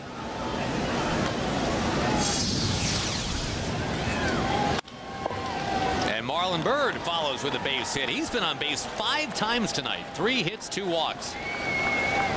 And if the Rangers can really keep something going here, Michael Young will have another chance to bat and keep that hitting streak alive. Be nice to see that. Bat some runs, get some cushion. Chris Shelton's going to bat here. Yep, pinch hit for Catalinato. With Tomko, who couldn't get anybody out yesterday, running into a similar fate so far tonight.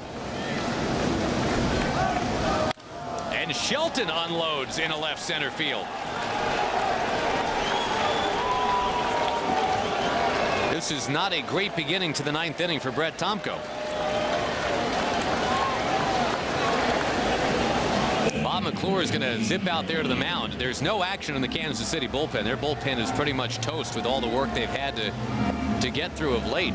They need Tomko to just get some people out of here in the 9th inning. Body language just screaming. I've got no idea how to get these guys out. Hasn't thrown bad pitches, but like he said, that's been kind of his career. Ron Mayhew, good look at him. He threw the ball well. He's thrown the ball well for the Royals all season long, but Tomko's one of those guys that lives in the upper part of the strike zone. Good fastball, but just never has been able to keep the ball down and in check and stymie any offense, really, for the most part. They're just trying to get worked out somehow.